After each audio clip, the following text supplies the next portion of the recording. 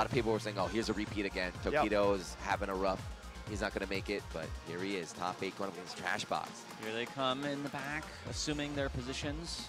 And you wonder if there's any lingering trauma from the Capcom Cup.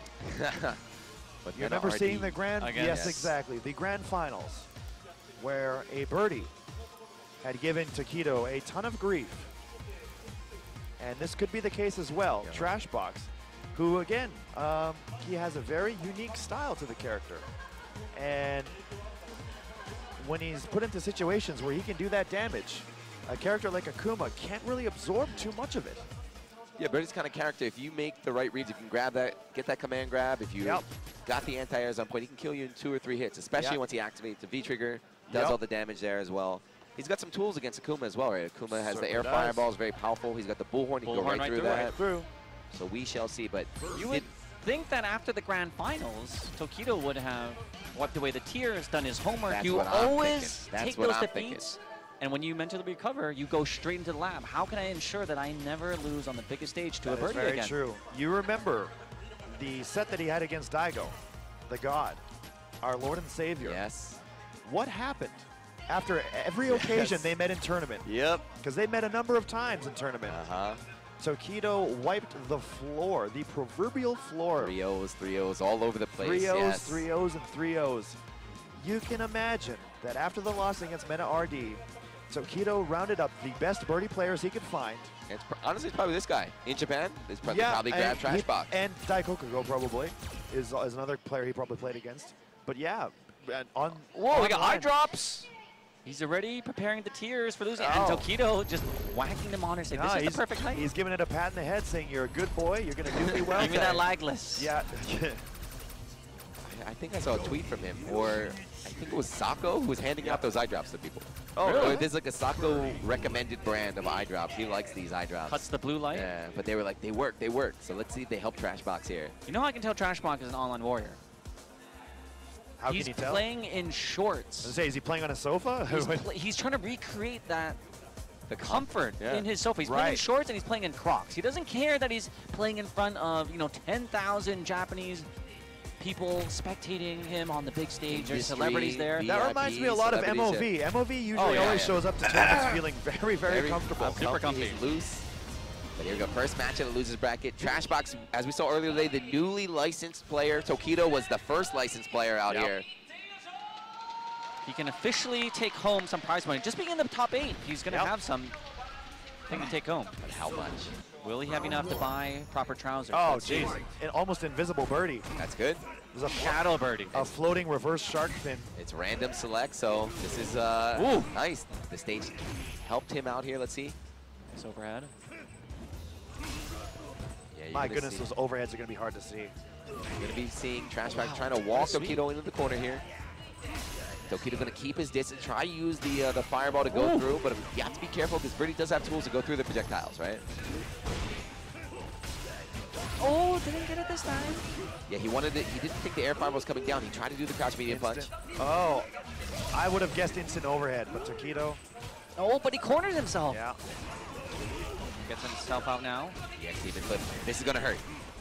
Look at that, just one. Oh, boy. That last one hurts. The extra 25 kept him alive. Here it comes, red fireball. You knew it. You knew it was happening. And Tokido didn't go. That comes out so fast, right? 2 hits. I guarantee you, Trashbox expected the air fireballs. He had the bullhorn charged. It never happened. Tokido knew it. Yeah, you see Akuma players against Birdie, then instead of the air fireballs, they stay on ground, use the ground fireballs. That's right. Very fast. It's almost like a poke. Oh, that's going to get punished. Yes. Oh, another drop. Big miss. Both players dropping their combos here. Maybe the nerves are setting in a little bit. Who knows? It's the darkness of that night sky. They can't make their visual confirms. You saw he delayed that crouch medium punch, that anti-air. He knew Tokido's going to try and throw off the time. Again, very late. This is not safe. There's going to be, that's going to be a huge punish. Oh, do not drink that can, sir. That's the tip. So the end of knees out, fishing with the knees, but he could have finished it. He could have finished it. He did not believe, maybe. If you fail, you're confirmed, right? You lose the game as well, so it's very risky there. Oh, and he hopped you over. Maybe he held the lever back. Could have went with a shorter version. He did not know Tokido was not even ready, right? He was just waiting there, luckily. Oh, he's standing up. Trashbox overshot his shot. He's looking for something. He lost the quarters in the sofa. Standing up, looking around. He's looking for... Oh. I think he's going to set his chair so that it doesn't get the roll. chair higher, maybe. Oh. Yeah, he's going to put the brakes on the chair. Yeah, I think he's trying to raise it. He wants to get eye level here, the same way Tokido talks about it. You know what? It's funny. We should make mention of that. I was watching the stream last night. They were not playing on vertical chairs at pools. This is a very different setup than what they were used to yesterday. It's no longer side-by-side, no longer on those... Grandma chairs. Grandma Grandma's got chairs. those chairs. We're full-on esports. And perhaps the comfort and/or in Trashbox's case, lack thereof, is not allowing him to get into his groove. He had chances in both rounds. I mean, Tokido to take him 2-0. But yeah, we saw the drops. We saw not the traditional Trashbox gameplay. But even so, he had some nice plays. If he cleans it up, he might be able to take this set. But he's down 1 already. Really, the difference was between 20 and 40 HP. The matches were close. The rounds were close. Okay, that's Akuma, right? So a very, very strong character. Some of the best tools in the game. Overwhelming offense, but his weakness, of course, low health character. And then Birdie, high damage character. That's never a good combination. 2 mistakes is all it takes in Trashbox. Eliminate Tokido. There we go, match 2. Let's see if the chair switch, the change to the height, has helped him out at all. Oh. The stage is dark again, though, but easier to see. All right, now we have a visible Birdie. Yep. Gonna show that on stream, I don't know. Forward throw. Tokido turning on the offense, pushing him into the corner. And again, from the demon flips, Akuma's got so many different options. So Trashbox has to guess, how does he want to counter this? Oh, he's in big trouble. Stun on last hit. Oh, boy. Working on a perfect right now. Tax to stay alive, but still in a lot of trouble. Oh! Love how he just backs out. Okay, okay. It's good damage here. Still very behind, and Tokido, no fear. Does not care. Shades of Oil King. He's got the 1-game advantage, you know, so he can play a little bit riskier right now. You know, it's common knowledge that Birdie actually has a very good anti-air, and I'm surprised to see how willing Tokido is to jump in on this Birdie. Yeah, Akuma, so he's got a very good anti-air, but of course Akuma, like Cammy, has very good air approaches, right? He's got air fireball, change the angles, dive kicks. That was an air grab, but it recovered so quickly. Oh. Done it again. We saw that time, speaking about anti-airs, we saw the Crouch Fear, so he's bringing out a new anti-air this time, trying to catch Tokido. Oh boy, it's gonna hurt. Yep, that's it. Stun. That's a wrap. Yeah, the forward fear, so the throw bait, it didn't work, right? So he didn't go for the throw attack, but he pressed the button too late. Trashbox. He looked better with the chair in the first game. Something happened here. Put it back, put it back. The height adjustment. And is that the Tokido tape on his table? The red? Yeah, I think so. There. Yeah. That's the one, yeah. You see the focus, the meditation, the eyes closed. This was Tokido's problem early on in Street Fighter V. He went to the psychologist. He had a discussion, and they said, you're really strong at this game, but you lose focus the longer sets goes on. So he focused on this, the mental strain. You know, a lot of people were surprised at that, but, you know, a lot of top-tier athletes, they do this type of thing. They'll go to the physical therapy, they go to mental therapy. Why not? There are actual, the toppest level of athletes have sport psychiatrists to help get you in the proper zone. We have one right here with Kenny Omega. Exactly. So I always laugh when people say, oh, I can't believe it. You guys are just playing a video game. Why would you take it that seriously? Well, there's the fact that there's $100,000 on the line. Yeah, there's that. That's kind of serious. You know, it's his living, and it's what he takes his pride, what he makes his pride and joy from. This is Ikigai. But yeah, missed the bullhorn, but still able to get some good positioning here. And Tokido has been one to say he wants to play fighting games competitively until he's dead. For a long time, yeah. He said it, yeah. So this really means everything to him. It's showing in his gameplay because he is handling Trashbox right now. Makes the bullhorn save here, but guaranteed V reversal. So the throws coming out too, right? Birdie does have armor on his bullhorns and his double heads now. So to beat that armor, just grab him. Yep, just walks right on up. Match point here, Echo Fox Tokido. No, I have a theory. Okay. I would be nervous as heck if I ever made a top 8 in my life. Even if I made it in the locals. With the style that Tokido is playing right now, which is a very brawling style, I believe that Tokido is blowing that up right here amongst this crowd of, my goodness, 10,000 people. He's exposing it. He understands that there's this unfamiliarity with this stage, with these chairs, with this crowd, and he's not letting Trashbox get into his groove or get comfortable at all. Yeah, like you said, this is like mental warfare, right? He knows this. It's not just about the game, it's about the player too. Trashbox staying alive. But Trashbox saying react to that. You gotta bring up like you. Tokido's been on the stage before. He's the Capcom or Evo champ. Much bigger arena than this. He's been on this stage more than anyone in Street Fighter V. Oh yeah, definitely. He pretty much lives on this stage. The most winningest Street Fighter V player in history right now. 3 years running.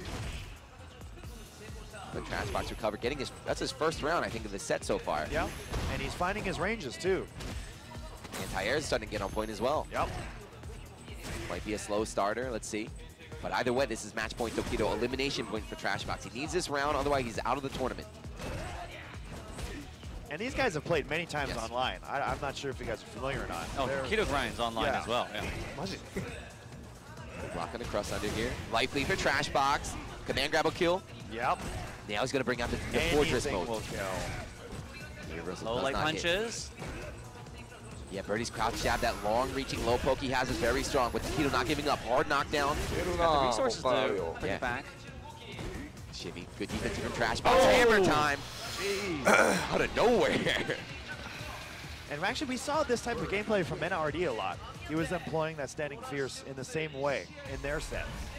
Yeah, it's a really good button, but Trashbox hadn't gone for it the whole set. No, exactly. He just started this round. He was expecting a jab to come out or maybe a crouch short. Instead, Trashbox says, no, I got a hammer for you right here. 2-1. His headset should allow like a Skype in so that like, you know, Mena can call in and be like, yo, you gotta be doing this, this, and this. You need a translator for that. However, there is no coaching allowed. Not in the world of fighting games. Like each player has to come up with the answers on their own. That's what makes it so exciting, right? Crush counter, not a lot of damage here. He missed the follow-up, but does get a little bit of meter for that, and that's very important. Oh yeah, I love the mix-ups from Tokido's air approach. Yeah, and I expected as much. But Tokido, he kept going for that jumping medium kick. He knew he was going to have to change it up eventually.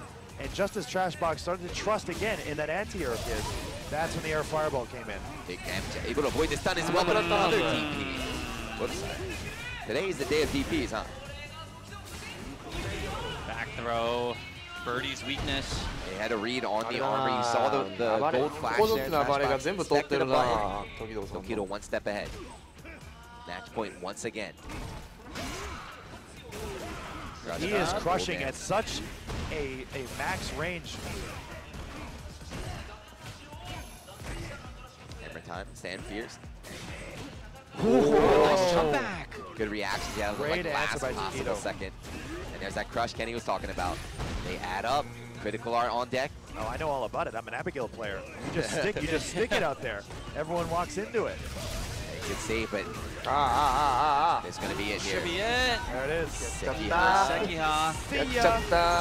Kudetsuha and Trash. Yeah, see ya. See ya. I'm sorry, but the boy wasn't ready. Yeah, he just wasn't. But you know, it's different to win on day one, which is in a different hall from here, which is a bit more intimate, a lot like the days of yore in the arcade. Everyone sort of shoulder to shoulder. Yeah. To come on this stage, though, day two in the finals is a different atmosphere, a different beast altogether. I don't think the young player was ready for it. Yeah, he was, yesterday he was with his team, the Ore Rebel guys. They were cheering him on. Oh, they were Look at loud, these replays here. He was up solo on the stage and it showed in his play here. That was a good punish on the DP. But just the tip, one more again. This is the time that Trashbox was able to survive, able to get that one game on the board. Dolphin dive, but that was the only time he got it. And yeah, I think it was reacted after to it. A See, he tried to input something. Yep, a combination of mental strength, character familiarity, and the fact that probably Tokido knew that his opponent was unfamiliar and probably, I don't know, a little nervous to be on the main stage. That makes you feel more confident in yourself. If you are going to the match knowing that you feel good, your opponent feels bad, you feel even better. It gets bigger and bigger. It compounds on itself, and it showed in the score right there. Very synergistic. Yeah, it's he's level 3 Frank West there. If you saw your opponent after a couple of rounds having to adjust their chair and you've already got like the advantage. You know that they did not play in their most optimal state, and maybe they should have done it from the very beginning. It's like you do a button check, but maybe you need to do a chair check, a monitor check, a headset check. And that's why Tokido's got the tape measure, right? I mean, it was a very bullied effort by Tokido in those first 2 games. Yes, Trashbox started to show a different side of himself, and he probably started to play a little more than what he's used to. But at the end of the day, we're talking about the greatest Street Fighter player, possibly fighting game player of all time. Now, you can almost say it now. General consensus is that Tokido is the most gifted player in all of fighting. Right. Of course, it's not that long. Right. But he's played multiple games, seen success in many, and consistently, and current success as well. The thing about him, though, is right now he's focused. So he used to be, you know, a god in multiple games. Now he's focused on one. That's what it really takes to break through to the next level, right? Was it Season 1 where he announced, I'm going to give up everything else but this game? People were asking him about King of Fighters. Are you going to play the new King of Fighters? He's like, nope. No. I played it. That was one of my first games. I was known for that, but I'm focused, all of my energy, all of my strength going into this one game. And how often do you hear it when people say, yes, I play this game, but I play it as a job because I hate it? Tokido says, I play this game, I'm only going to focus on this game, and I love it.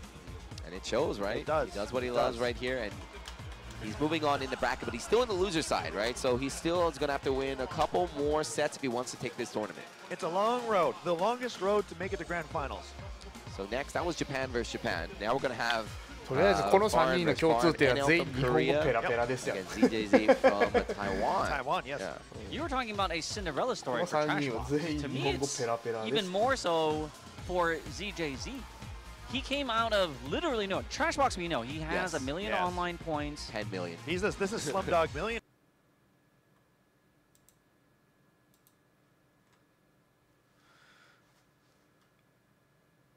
おう止まっちゃって。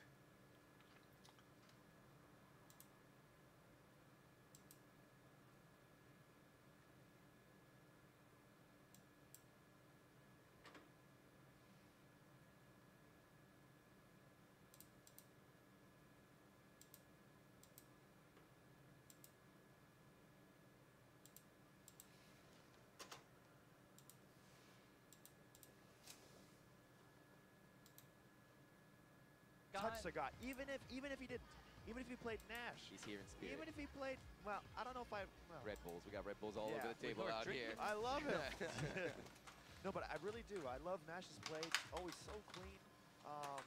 And the fact that he's one of the only people, perhaps the only one playing Sagat at a high level in tournament.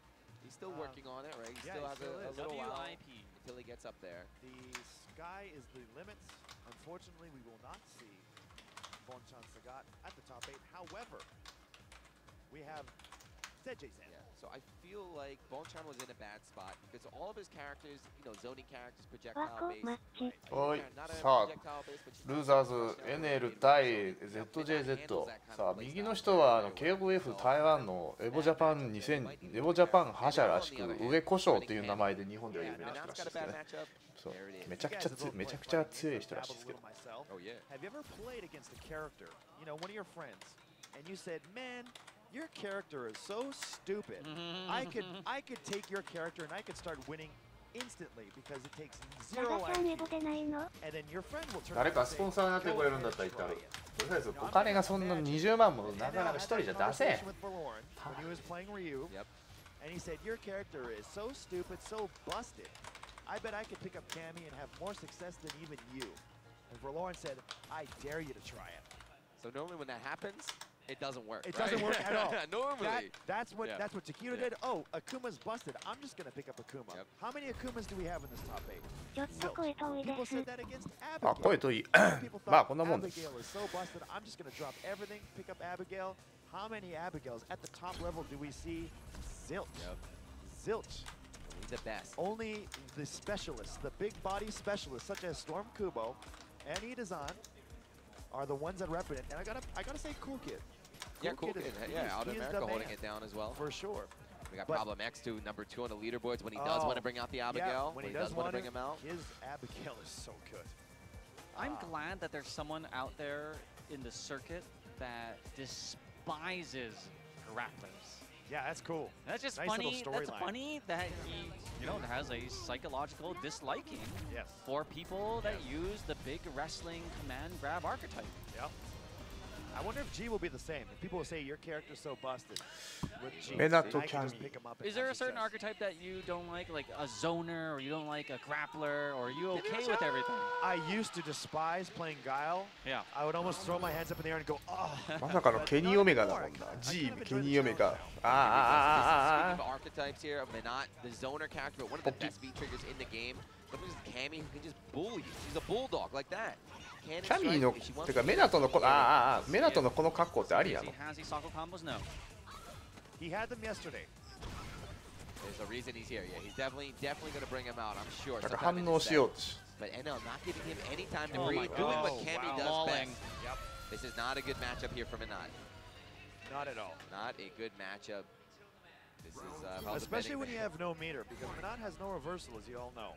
And for the people new to Street Fighter 5, Judah, please tell them. ケニーオメガは完全に遊びに来てるよな。 So this game of offense is so overwhelming, and you need a DP, you need something to get off me, right? Let me play again. And some characters in this game, you have the one bar, the EX. She doesn't have that. Nope. She needs 3 bars to get a critical art, but no, he's going to have to rely on his own defense. And that 3 frames stand short as well. If he's feeling disrespectful, but mauled again, back to the wall. Yep. Now has the corner control. Look how desperately he's just jumping back, holding away, trying to create some distance. NL just staying. He has to go forward. He's slowing it down a little bit, but NL's in. Nice block on the cross under. Do you have anything? No. Wow, right through. Pierces. Those なんか当たった。なんか当たったで。Spiral arrow going right through them. 2 orbs left right now. NL does not seem dissuaded at all by the presence of the orbs. The orb helped him here. 1 more left. Got him. Oh, the head. マジか。 The orb whacked him on the head. マジか。 Incredible presence of mind. Yeah, from ZJZ. NL, no, he saw the orb coming, but he thought he could beat it maybe. I'll take it. Yeah. A bit impatient now. 1-1. You're not going to beat Zizes like that. This is another. The name is as difficult as XYZZY from Master. So far in his first game, I've already seen 2 failed cannon strikes, 2 failed dive kicks coming out from NL. Execution not its usual self right now. No confirmation. I think it's that he's trying so hard to push the pace that, I mean, those things are going to happen when you're pushing your own pace to a speed that you're not used to normally. But he has to maul Minot. He has cannot let her what get was that? started. What did he just see right there to EX drill? I think he felt it. Yeah. He felt it. He had the life to play with, and he felt it. Yeah, that's a very, very good point. When you have that game lead or you have that life lead, you can take those risks. You can play with your heart. Yep. CJZ with a very quizzical look on his Whoa, face. whoa, He's trying to spill something on the gaming table. Yeah, what do you do? What do you do He's with Minot pondering. right now? He is pondering life right now. Does he have it? Does he understand that he just got mauled by the Korean player? Now, are we at all familiar with who ZJZ have played in King of Fighters? Does he have a particular play style he's famous for? I asked that question yesterday and didn't really get an answer. I was wondering, does he play something similar to a Minot in King of Fighters? Right.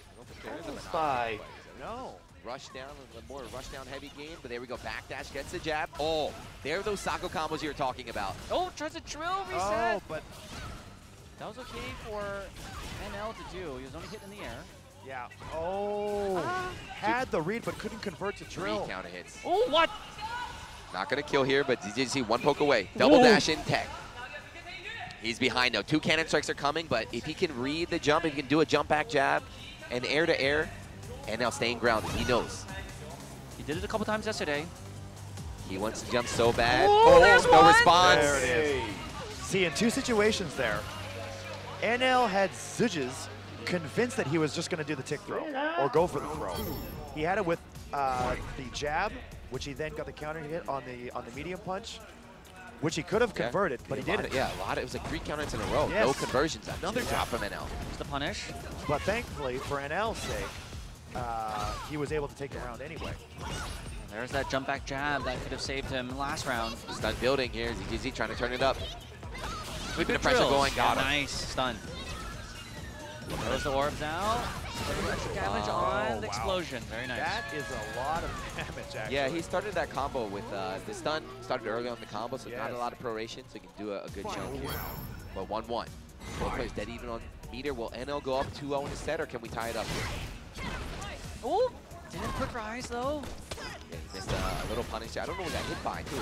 No. Wow. Okay, that's a KOF reaction. I was gonna say you don't that. It's not very typical to see someone react to a dive kick that way. Used to those little mini hops and short jumps in KOF. Oh, but Cam, you're going to see an activation here, maybe? No, saving it for the next one.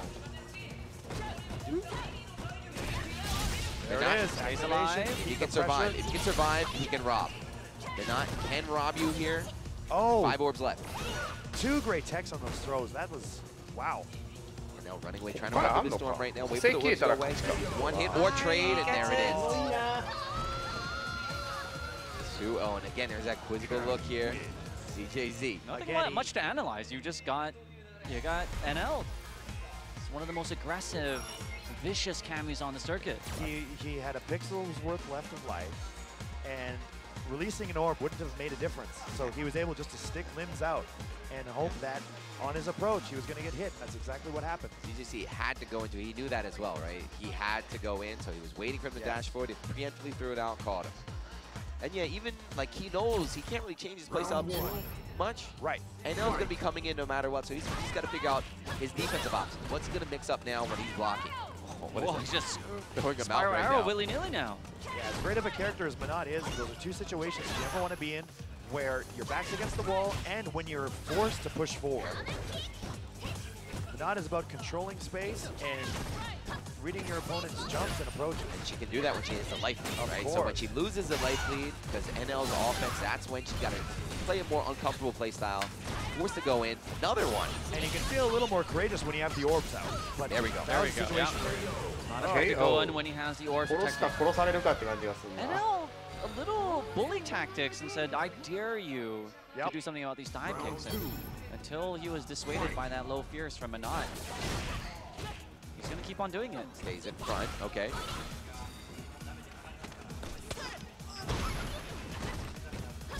To the knee, gets just a little bit too far. And now you see him walking for, expecting a dive to come out. Tried to go under it, and just walks right into it. Dashing in again. Why is he holding back? That was his chance. Yeah, that was his chance. That was his chance to get out of the corner. He's out now. He's forced to spend the V-trigger here.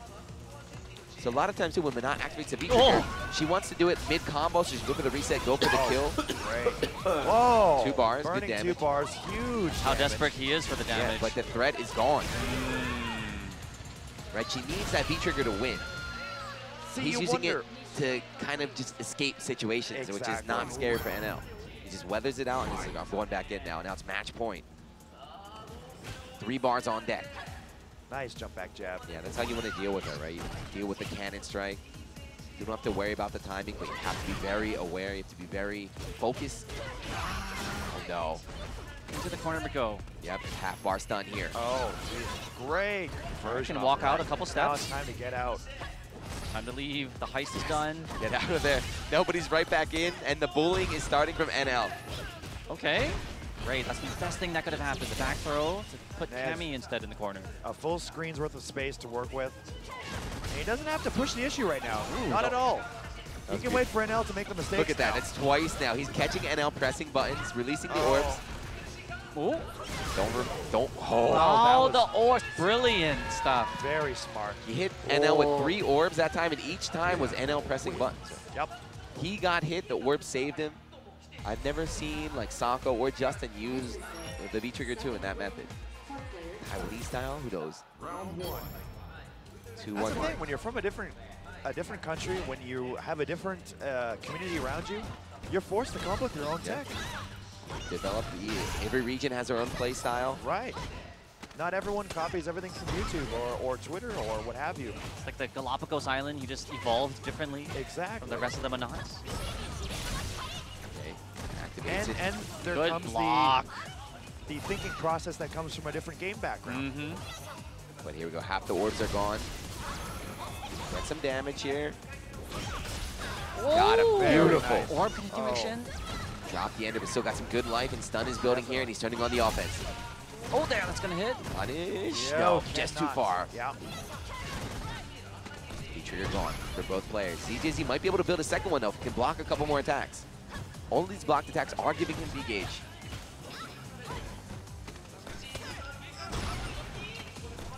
He's gonna wake up, activate, wake up 3-frame activation. He needs to get it.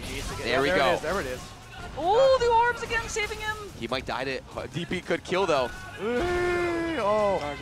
Just goes in. You see, NL is crazy. Normally you see the orbs, you want to walk away, you gotta run away. He just goes in. Towards them. The same way we saw Sako run into Rashid's V-trigger, the tornado. NL likes balls, I guess. He's going in. And there's that spiral. Finally it works. Uh-oh. He said to take the throw, and he's in trouble, but he's going to activate it. Literally. Punish again. See, he's not afraid of the V-trigger at all. Trades it, spends the bar. He's willing to take that. He's willing anything to run out the V-trigger, and NL's fine with that. These single hit confirms in the EX, really, what presence of mind. Yeah, they hurt, but it does cost him a bar as well. Dumb, and not always needs that critical arc to close out the round. That should be it. Oh. There you have it. Yeah, you saw ZJZ hitting his stick. He was buffering. He tried to get. I did it. I swore I inputted it. Grab or something. 3-1, NL taking it. As we thought, that was a bad matchup, and you saw why in that set. I mean, but we definitely did see just general presence of mind by ZJZ. Yep. That fighting game knowledge, that fighting game skill that you can take from one game and apply it into another. There were situations, yes, where he was jumped in on, where it's, you said to yourself, oh my goodness, that was your chance, and he let it happen. And I even watched yesterday in his last match against Bonchan. He had Bonchan down to pixels, and he had critical art. He could have chipped him out at any point in time, but he gave Bonchan that chance. He's new. He's going to get a lot better. Let's look at some of the replays, though, from that set. Yep. What kind of plays, what kind of decisions did he maybe make wrong? Ah, see? He's believing right there in the stand. Fierce. Orb NL's not afraid. Again. NL not afraid every time pressing buttons here. Gets through, yeah. Typical Cammy stuff, right? Activate and just dive in your opponent's face. Right. Very hard to deal with. This is where he's able to trade, right? This is where he trades with the orbs. 1. I think he presses a button here, trades again, right? 2, yep. I even had a third one. And he pressed something, and you can see him pressing his joystick after that. Yeah, it's funny how every Cammy replay is the same. When there's something drilling on top. Very, very powerful character, right? Very powerful V-trigger. That's how kind of Street Fighter is, right? V-triggers are super important. Some characters have stronger V-triggers than others. It kind of makes a big effect on the tier list right there. But that is eliminated Trash Box. ZJZ out at 7th place. Yep. Cinderellas, it is 12 midnight. They got recalled back to home. Their pumpkin, their cart turned into a pumpkin. And so both of the unknown quantities are now out of the tournament. And it is just the household names that remain.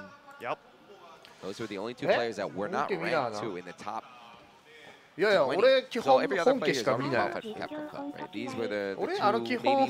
本ミラーするときは英語配信。試合用のミリ見る。I was about to say the points not so much for these guys. They already have enough, but then the money, $100,000. 生観戦するんやったらこういうのでもいいじゃんって。 on the line, $50,000 for first.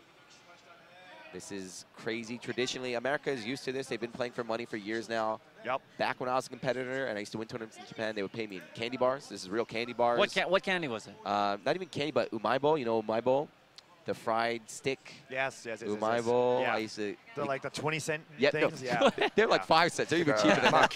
They give me a little trash bag. And if it's too much, I'm not going to eat them all. So people just win and then we share them with all the people that entered the tournament. No, the other people that played the tournament. Stuff like that. Anime posters, coffee mugs. I wish I could make $50,000. All right, anyway, so Kenny, what do you think so far? How are you liking it? Your boy Tokido, your pick Tokido still in there? Definitely. You know, it's a shame that we had to have a country kill between fellow countrymen, Trashbox and Tokido. And I think Trashbox will be able to write this off as just a great experience. And this is his best. Like you have to make. He fought through. Right? Yeah, he fought through. How many players worth of bloodthirsty sharks? 700 plus. To make it to this stage. And he had the opportunity to fight on the big stage in front of all these people. to show a little bit of the skill, just a little bit of his skill, because I don't think we showed him at his final form. I think there's more yet to come. Takes time to get the tournament experience down there. Yes. Yesterday, he had his friends out there cheering for him. Yes, and we talked about, right. you know, you can't call in to the headsets with the Skype call and coach, but I think that is like a huge factor. It really is. Having those people in the corner of your ring, and they're, you know, even if they're not giving you like super high technical knowledge against the character you're going up against, just hearing them. Yep. I mean, for hollering me, and hooting. Not having experience at all playing on stream or playing in tournament, I remember when I was playing in tournament matches in my first CEO, when I lost my first match off stream, I believe it was. No, my first match was on stream, and it was really shaky. And I thought, boy, am I in trouble. But the next match off stream, I lose my first match. Oh my goodness, I could be sent to losers. If this happens, and I called LPN, just for a word of advice. Call him on an assist? And I called him, and I think that's when coaching was okay. And I said, LPN, what can you say to me? He says, I don't know, just keep doing what you're doing. Just do it, man. And that was it. I won that match.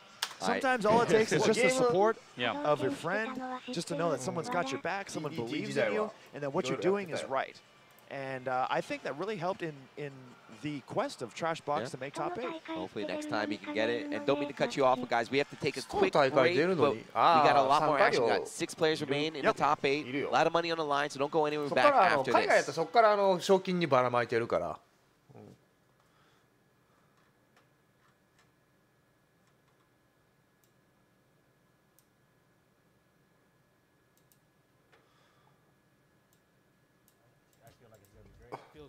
Feels like I'm back in arcade. It felt smooth. It felt like back in the day. So I would say it's definitely something that I would purchase for sure. It's Arcade 1-Up, Arcade Perfect right there. Arcade 1-Up. Pre-order now. もう大会もプロじゃないともらえなくなっていくのかね。まあそうやね。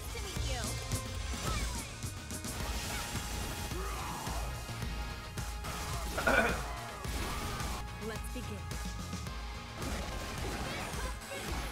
Okay, come on. Power to the people of Earth. There, you talented kid.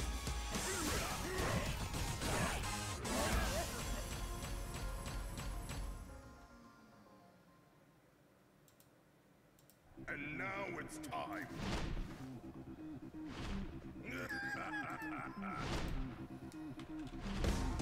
Let's go. I'd do it if I were you. It's all coming up ready. Pleased to meet you.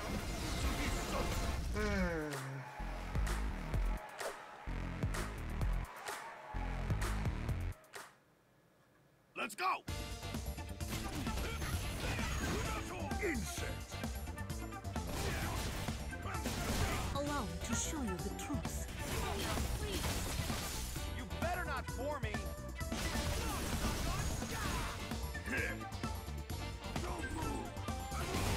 Don't underestimate me.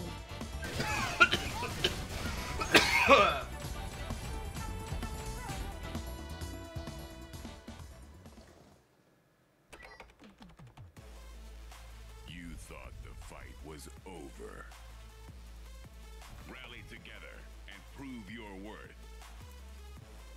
Rise up and prepare for battle. Earn your place. Rise. Rally. Conquer. May the strongest survive. 何これ?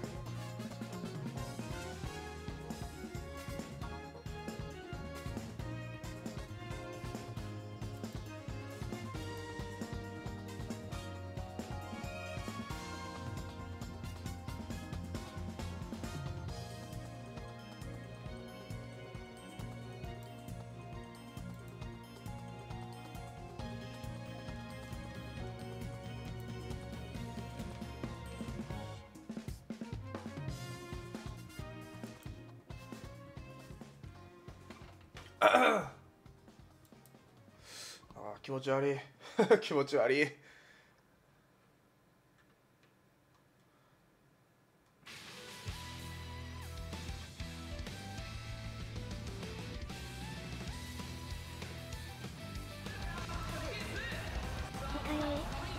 日酔いやろな。最後に結構きついのいったからな。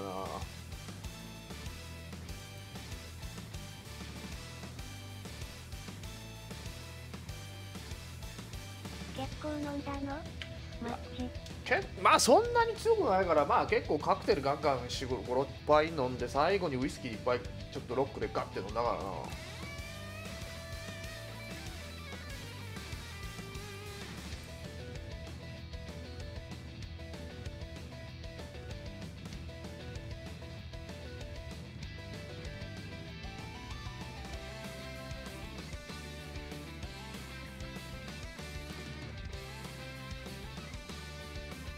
嫌なことあったの？まあいろいろあったねまあ知り合いと飲んだけど。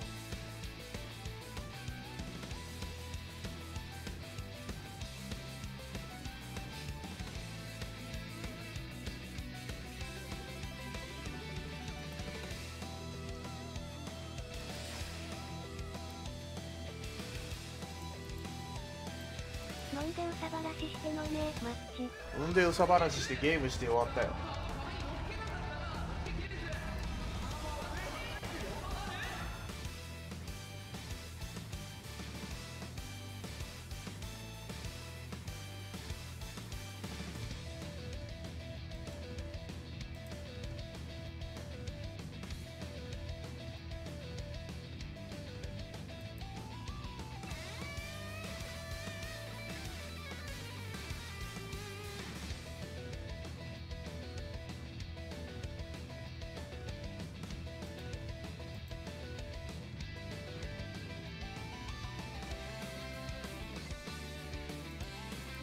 この写真やばい。長いな。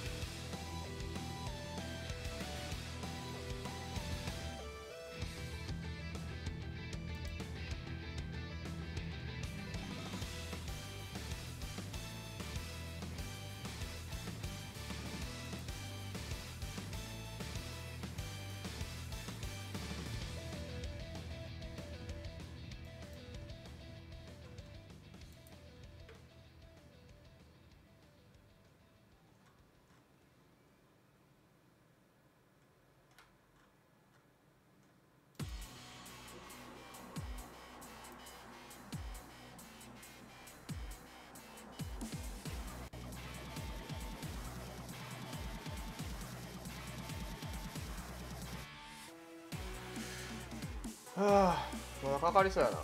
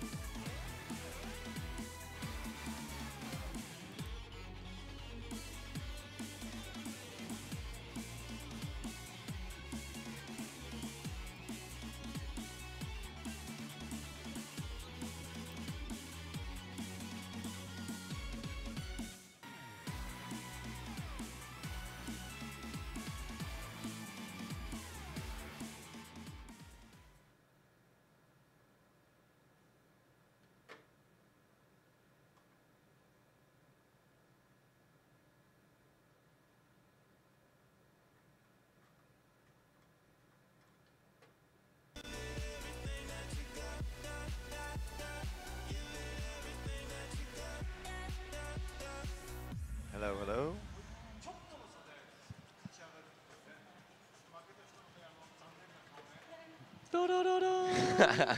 Welcome back to Tokyo Game Show 2018 Capcom Pro Tour Japan premiere in the heart of the world, the country's biggest game show. This is brought to you by Razer and, of course, Vertigear, Vitrix, and Arcade 1UP as the official sponsors of the Capcom Pro Tour. Look at that.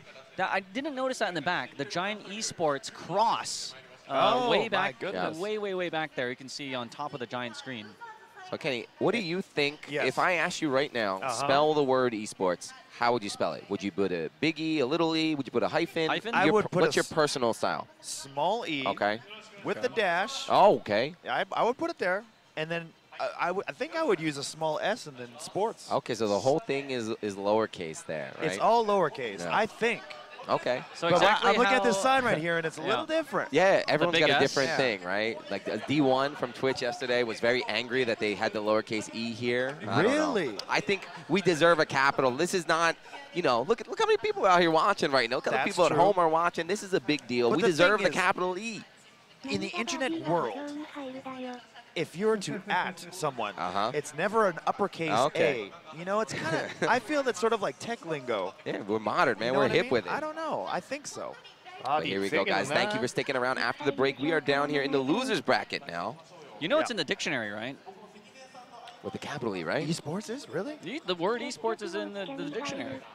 The Urban Dictionary?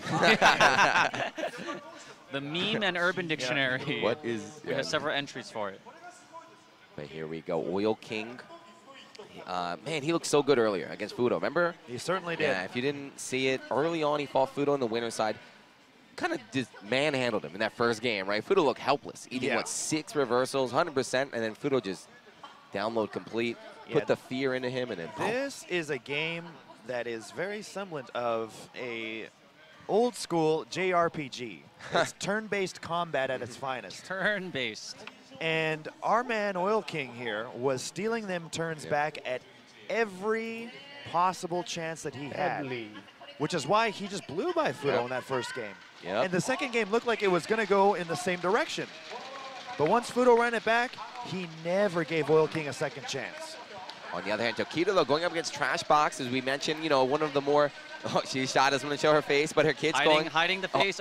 We got to mention that, though. I forgot I want to talk about this. Sure. The amount of young kids here. Like, I'm talking very young, elementary school, middle school, out here cheering for their favorite player, right? Their kids wearing sign, like I see Tokido signed a lot of T-shirts around here. These guys are role models, inspirations right now. And I think it's really cool to see. You know, you can really inspire not only your own generation, but, you know, the younger generation as well. And people aspire to be like these individuals. There was a kid in an Echo Fox jersey. Yeah, that is very neat. Who had a custom, you know, his name on the back, and it was signed by Tokido, like on the jersey, and Tokido, you know, drew the smiley face, and the kid was absolutely beaming with happiness, you know, that his parents had taken him here, and he finally got to meet his heroes and take a picture and get that signature. Yeah, that stuff's really cool. I came here actually for work on the first business day, and I wasn't able to see stuff like that. So to see now, you know, the children come to the show, I think it's really, really cool. And we got to talk about, too, so gaming, you know, gaming, especially fighting games, Z mentioned earlier about a subculture, definitely had maybe a bad image back in the day, but now you have these role models, these Tokidos up here, right? Todai graduate, super friendly guy, super intelligent, great at the game. If you're a parent, you don't feel bad if your son or daughter looks up to Tokido. I'm sure you do the same thing, Kenny, literally at the top of his game, but he's still just a genuine good fellow. Remember the stream when we had Tokido on? You remember how it went down? I said, hey, we need a guest. What are the chances that Tokido, a guy that, yes, I've met in passing, I've shaken his hand, what are the chances that if I just gave him a message that he would come down to do the stream? He gave me a response within, I don't know, a half hour. You know what that response was? What was it? Just tell me a time. Just tell me a time. Just tell me a time. Super friendly. Yeah. But yeah, I want to throw it back to you, Kenny, because I think wrestling is kind of, there's some ties there. You know, wrestling in the past might have had a bad image. You know, very true. Violent sport. You don't want to look up to these wrestlers, but I mean, you're proving it too. You're just a very nice guy. It used to have a bad image, rightfully so. There are wrestlers that have done terrible things in our sport, and there were things that I wouldn't want to show my child if I had one. And now I believe it's a new world. It's an age where we all need to stick together and put our best foot forward in a positive direction. because you never know, especially in the digital age too, you never know when you're being streamed. You never know when people are watching what you do, listening to what you do. We all have a voice. All of our voices can be heard, literally sometimes in this case. Jake and Bake is here, by the way. there. And it's always, what? Jake and Bake is here with the IRL camera. Just saying, yeah, anywhere, now that we can take in the mobile stream, everything can be, caught on camera. So it becomes more important than ever to be a positive influence on our community because it really shapes tomorrow. And we don't want people to be scumbags. We don't want people to be terrible individuals, disparaging individuals. So you have to accept the responsibility to set the standard. Yeah, you hear that, Stream Monsters? You too, in the chat. Listen to Kenny. True. Be more positive. I know it's Get fun. that negativity out of here. It's fun to hide behind a screen and to use a keyboard and to say terrible things and maybe make someone feel really bad about themselves or to ruin their day. But guess what? It's more fun to be positive and to make someone's day. I know it sounds crazy. However, it is the truth. Right. Anyway, guys, with a little delay here, they had to reset the PlayStation. They had to make sure everything's right, but it looks like we are ready to go here. Losers bracket. We gotta remember this money, right? Each match, we said every match you win is more money, more this prize money you get. One thing that Fudo did for the advantage of the rest of the players is he baited out all those EX uppercuts, and now Tokido is going to have that in mind. He observed it and said, there's a high probability that Oil King's going to do this here again. And so there's a little disadvantage, I think, for Tokido, who had won, and then Oil King, who had lost, but exposed a lot of the cards in his deck. Oil King made all those sacrifices early to stay alive on the winner's side. Unfortunately, it didn't work out for him, so now he's played his hand. So I think right now we're going to see a slugfest, an absolute slugfest. Let's find out if you're right. We are in the match right now. Echo Fox Tokido fighting his way out of the losers bracket, making his way through. Oil King falling down earlier. Momentum, the good feelings got to be on Tokido's side, right? Tokido's side. Lost yet today. Damn. He has crushed so many people with that at max range. After that setup. Double dash in, no backdash from Oil King though. Ooh, goes to the grab. Oil King's gonna remember. Yeah, Tokido really famous for sticking out that medium kick. I don't know if you guys remember, but now that medium kick has been nerfed. It's still awfully good though, right? It still is. However, Tokido today especially finding a lot of success with that crush counter. And now he has corner control. You're done. You're done. Nothing you can do. No.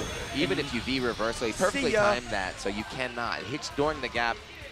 He forced to spend the 3 bars. Just do it. Take it. Make sure you get that round. That C on the top is a lot more important than the 3 on the bottom right there. Whether it be in tournament, online play, Tokido will always, I tell you, always burn that meter to get the round. There's that crush counter again. We haven't seen a single reversal so far from Oil King. Maybe the fear of Fudo still in his head. Spins up, good damage, but did have to spend 2 bars on that. Nice, that's that nerve. It gets jabbed out now. Startup can be interrupted. I think Tokido is very comfortable playing in the neutral here. I would say they both have tools to get in. They both have tools to surprise each other. However, Tokido seems much more comfortable, and it's going to become a case of, can Oil King get corner control? Missed his combo though. Yep, and that lets Tokido out. Yeah, immediately just held up 4 during that gap.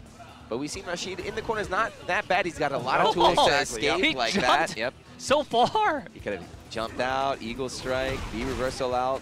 And Oil King is, I would say, he's probably the best at escaping being in the corner. John Takeuchi, another guy who's really good. He's not going to get out of that one, though. Nope. The little walk under from Tokido. Not even counter hit, so Oil King just guessed wrong. He thought he was going to be in front.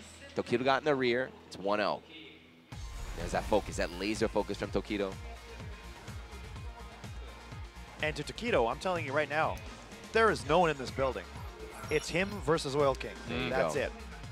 Whether there's 10,000 people here, whether there's 1 person here, it makes no difference. Counter hit confirm again. Oh no, what is going on? Oil King. What? I want to see why Tokido lost yesterday. Why is he here in the losers bracket? Playing like this, who beat him? I don't know. I mean, look at him go, perfect. Flawless, literally. Wow. Oil King starting the day off looking very, very strong, but ever since Fudo turned it around, it looks like he's been unable to recover, and now Tokido's running away with it. Let's see, Oil King was in the same position though, don't forget. He was up against Fudo. And perhaps, Z, this is a time to tell our first-time viewers, what do the natives of Japan call a perfect sometimes? You know it. I know it. Sometimes? Is Well, it I guess all the time, though? maybe. No, the Tokyo Banana. Oh, I haven't had one in a while. But it's a very famous snack here. Right, Tokyo Station. People use it as a omiyage. I don't tell anyone I come here now because I know they're going to ask me to buy it. Ah, that's true. Oh, beautiful.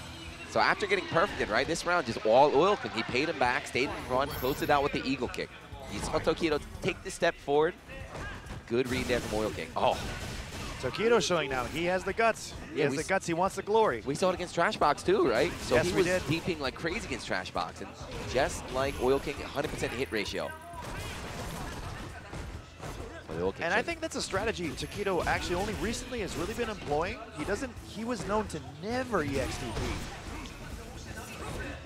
Trying to mix it up. Maybe you have to always be changing your playstyle. You always have to be adapting. Otherwise, your opponents are going to figure you out. You gotta be the Madonna of fighting games if you want longevity. He blocks the tornado there. It is plus. Cross-cut DP. No. I just walked under. He's going to get a juggle. Yep, I was just about to say. Oh, I didn't jump the demon! I was just about to say. Remember talking about player styles? Right. Tokido's known to go for the demon, right? Tokido, more than any other Akuma, known to go for that demon. That is his thing. Oil King. I think it would be cool, too, for Tokido to have done the demon in front of all these people. And there's a little bit of element in that. That actually might be affecting him, right? He might be like, I have to perform right now for the people. I always think, too, you know what? I'm not a professional at all, but Oil King is always struggling to get out of the corner, and he's always willing to jump. I think Oil King didn't necessarily call out the demon. I think he was going to jump anyway. He's going to jump anyway. He's just going to do a triangle jump out. The ground is lava. I'm holding up for dear life. But either way, whether he meant to or not, it's 1-1 right now, tied up. Loses bracket, somebody's going home. And there's that stand fears, that punch. Tokido fishing for the crush counters again. Oh, you're right. He's always holding up back in the corner. Yep. Whoop. Because he has those options to go airborne. It's Rashid, right? Yep. Turbulent wind takes the disguise for a reason. By the way, this round is all Tokido. If he ate that stand fierce, that would have been it. Nice defense from Oil King. Just goes right to the fireball. Wake up, not even the EX. There it is. Responds with his own as Oil King. The first one of the match here from Oil King, showing he's not afraid of you. Okay, this is dire straits. Oh, okay. the back dash. Throw right now. And Tokido, another one to jump. Of course you would, Oil King. Don't do it. Don't EXTP Tokido. Oh, he woke up. Sweep. Wanted a V-trigger activation after that, but didn't even. Oil King was already in the air, coming down. Same way he closed out before, and now for the first time in this set, Oil King is in the lead. One round away from going up 2-1. But he's cornered. Will he try jumping out like Kenny said? He's gonna hold up. Allow him to. Rolls out. Oh. Opting to use the gauge. Yeah, one of the benefits of his V-trigger too, right? It's only 2 bars, so you can V-reversal and still be able to activate, which I assume is going to happen very soon. Oh, there it is. What a nut! Oh, just a stare down in the crouch. Dashes into the fireball and then the demon slide. That surprised me. I'm surprised he got tagged with that. You got hit by that too? Yeah. He's got so many options, right? Out of the demon flip, sometimes you don't expect the slide to come out. And now it's that rubber match everyone loves.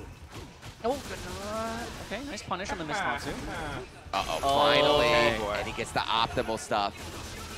Does not wait for the second one to come out. Nice tag. Tokido, trying to punish his landing frames. Big whiff though right in front of his face, but Oil King did not press a button. Very fortunate for Tokido. That might have been the game. Scramble situation that really benefited Tokido. And you saw how he reacted, right? Sometimes in a scramble, people press every button. Oil King just held back. That means he's kind of hesitant. He's kind of scared right now. Fierce, great conversion. Now Tokido in the corner. Stun building. Stun building. Stun building. Oh boy. He's done. This should be game. See ya. Yeah. Jump into the Sekia. Wouldn't want to be ya. Kuda to her. Haru sounds so cool when he says that, man. Kuda to her. They cut away from that just so that you didn't have that moment. 2-1 here, but you saw how much better after that dominating performance from Tokido in game 1. Oil King starting to adapt. He's getting a lot better. I'm feeling like the more time they spend in neutral, the more time it gives Tokido to work his game plan. Let's see if Oil King can pick up on that. Maybe try and change. Maybe try and get rid of that neutral. Just get in his face, smother Tokido. And as you guys know, one of Tokido's training partners and friends that he plays with often is Gachikun. Yeah, he moved to Tokyo recently, this year actually. So they train all the time. They're both Topanga regulars there. Yes, they are. So he's very, very familiar with the Rashid matchup. Not to say he's familiar with Oil King, because he has his own style, everyone is unique. He knows how far the buttons can reach. Ooh, max damage, air to air. Yep, that was fantastic. You really have to be on top of your game to be able to react like that. Like Oil King side, backing away though. This is not where he wants to be. Walked himself into the corner. This is not good. Oh, still gets out, finds a way out. Oh, again.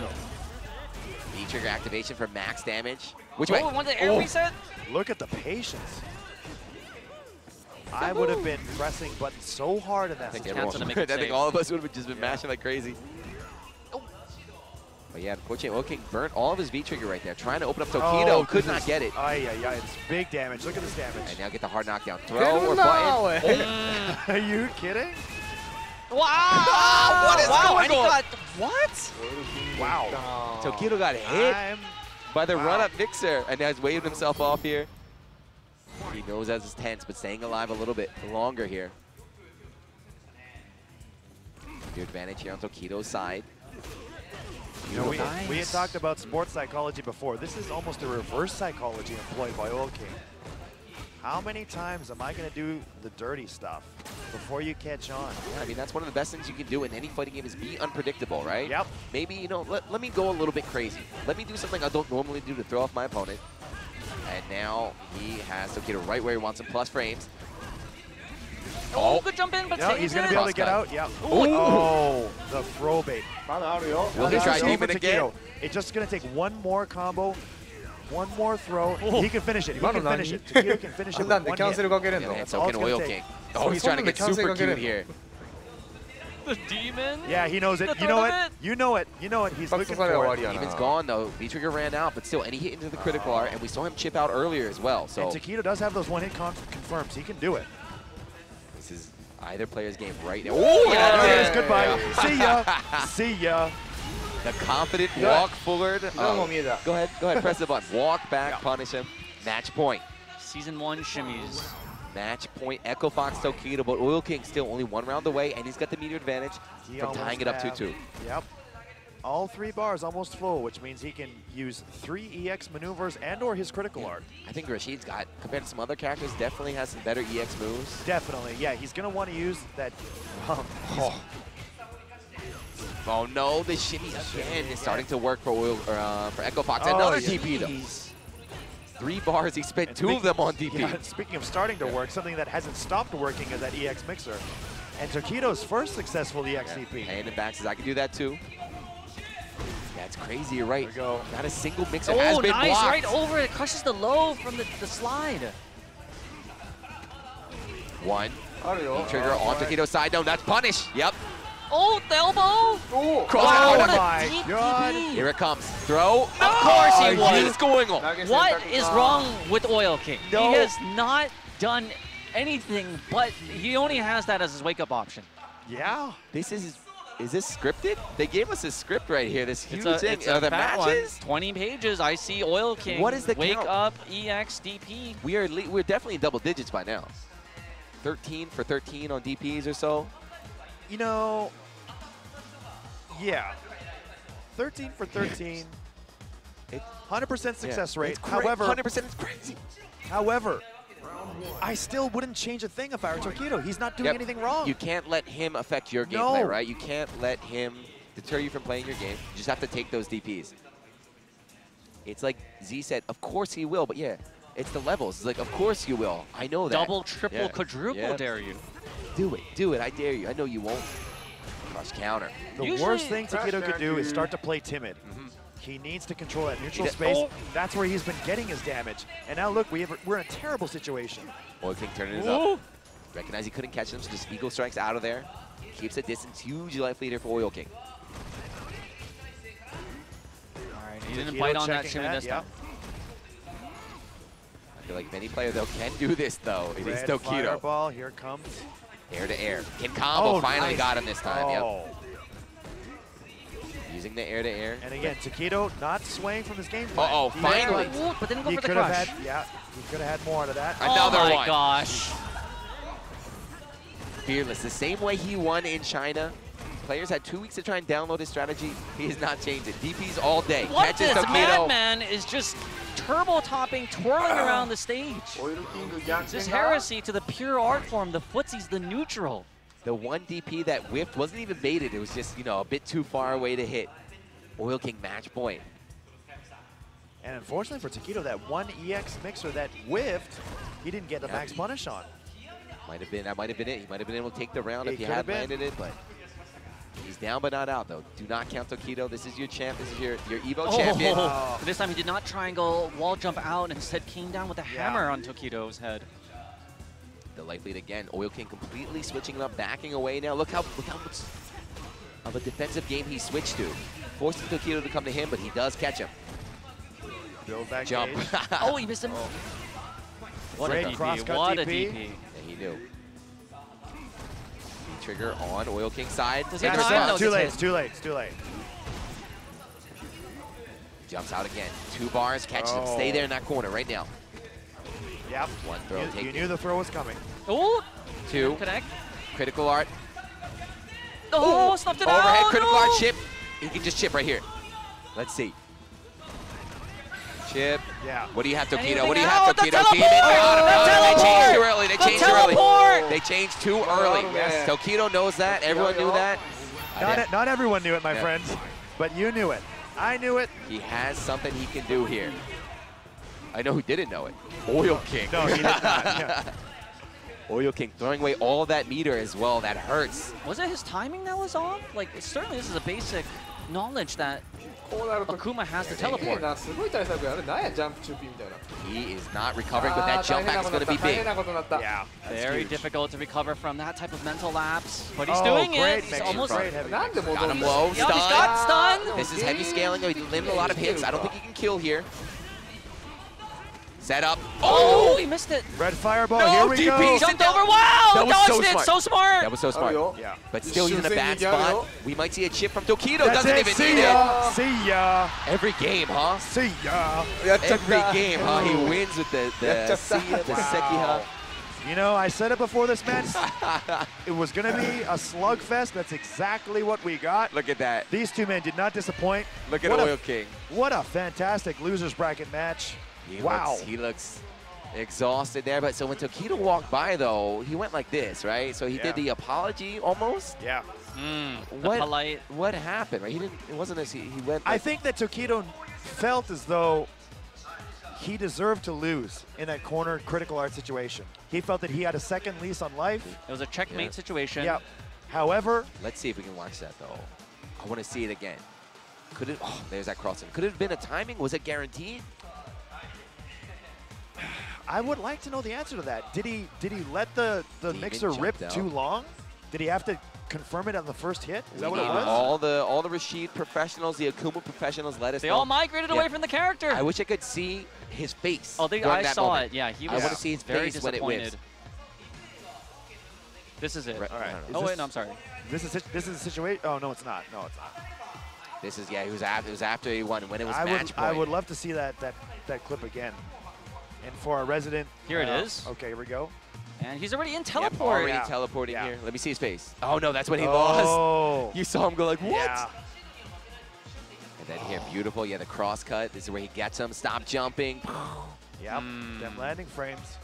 Kudetsu, huh? Oh, yeah. Will Oh my King. God. He knows that he threw that Yeah. one away in certain. I mean, yes, he was down. He did make the comeback, but Tokido, ever the gentleman to acknowledge, you did have me at checkmate by the grace of God. You know, the Right. timing perhaps was off, and he was able to teleport outside of that imminent death situation.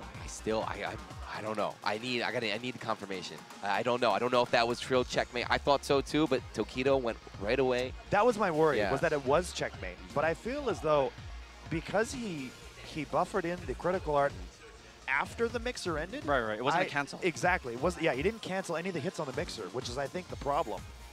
So that therein could be why Tokido had the time to teleport. But I didn't know he could. Yep. I really didn't.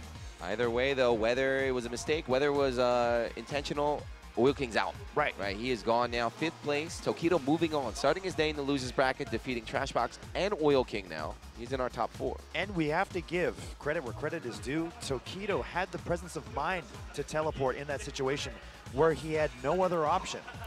A lot of people would have just said, "Oh, hand off the stick. You got it." The camera, you know? even the camera changed, right? Right. Even the camera was like, Yes. "It's over. Give it up." But he was like, "Look, teleporting all day." I think he was already teleporting. Yeah, he was teleporting after the mixer, right? Right. Before the critical art, you saw him. You saw the start up there. You saw his eyes start glowing there. Yeah. Oil King, yeah. There, all right, they showed it. Oh, you saw it in the background here. Yeah. You saw it in the background. The headset was off. Uh-huh. It looks like his face when that happened. Yeah. Even the Japanese guys are saying, "Oh, Naruhodo." It looks like he forgot. He had forgotten, so maybe it was not checkmate. Let's check Twitter. Anyone who's tweeting at me. Where's High Fight? I know he knows. I can see that. In the heat of the moment, you could see the desperation of Oil King wanting to take that victory, and he perhaps had a mental lapse, being a bit too greedy, and he had a substantial life lead. He needn't have gone for the kill there and then, but you could feel it through the screen. There yet. And it was off. It's possible to forget that, Akuma, this character, does have a teleport and would be the only character in the entire roster that's able to get out. I guarantee you, there's a man right now who's explaining the situation as we speak. It's Hameko. He knows. Oh, yeah. For sure. So, yeah, I heard him say earlier about Naruhodo. He's like, so when they showed Oil King's face, right, he's like, "Oh, I see, you can do that." So I think it is true. Oil King forgot about it. Headset off. Famous words of Ricky Ortiz, right? Yeah. What he's standing up for. What he's standing up for, it's not over yet. Yep. And he could not recover after that, too, right? So that last round, Tokido has the advantage here. He's got the meter. He's got coming in off the win, coming in off not a big mistake. Oil King could not recover there. Yeah, that's the shock of the heartbreak shot there. Anyway. And I mean, that was monetarily, that drop cost Oil King probably like multiple months of rent. Thousands and thousands and thousands of dollars right there. Very Big true. thing. It's kind of fun though. This is fighting games, right? Even the best players in the world make mistakes. Nobody's perfect. That's what makes it so exciting. That's why you have these comebacks And these they're highlight reels. very situational moments in big money matches, which decide thousands of dollars, like you said. It's not always going to be just a steam goal. It's going to be situations like that where you are down to a pixel of life and some kind of tech that you had to have trained over and over and over again, have driven into your muscle memory to be able to avoid is what's going to make the difference between where are we at, 5th place and beyond? I think that was like 5th and then make it tied for 5th or make it into the top 4. This is the other side here on the losers bracket. So the loser of this is going to be tied with Oil King here. Yes. Tied for 5th. Will it be his teammate, UIU? Oh, boy. Or will NL keep moving in further here? So here's Duel. We saw him in the first match earlier. We certainly did, yeah. Against Nemo. 0-3, very quick. These are the last 2 remaining foreigners here in the draw. I think it's safe to say that a lot of people would wish for an international matchup. For the most excitement, and we certainly hope that one of these gentlemen are able to climb their way back. But it is, the 2 Japanese players, Nemo and Fudo, waiting in the upper bracket. And Tokido, of course, moving on a little ahead of these 2. Nakadu, of course. Now, what do you think is going to happen here? We all know what NL is going to do. Maul. Cammy's going to Cammy. Now, is Du going to stick with Guile, or is he going to go with Miko? I think Guile 100%. So I think so too, but NL picking Cammy. Cammy kind of blows up Minot. But Guile, on the other hand, very good matchup against Cammy. Right. Yeah, so NL, of course, can beat anyone. Not a bad matchup, but he does well against Cammy. Even though he's a zoning character, he does have a very strong anti-air, can stop the cannon strikes, can keep her locked down on the ground. Du played Guile against, not NL yesterday, but against Cammy's in day 1. So I expect, just as we had predicted, he's going with this matchup. Yeah, he did. He's comfortable with it.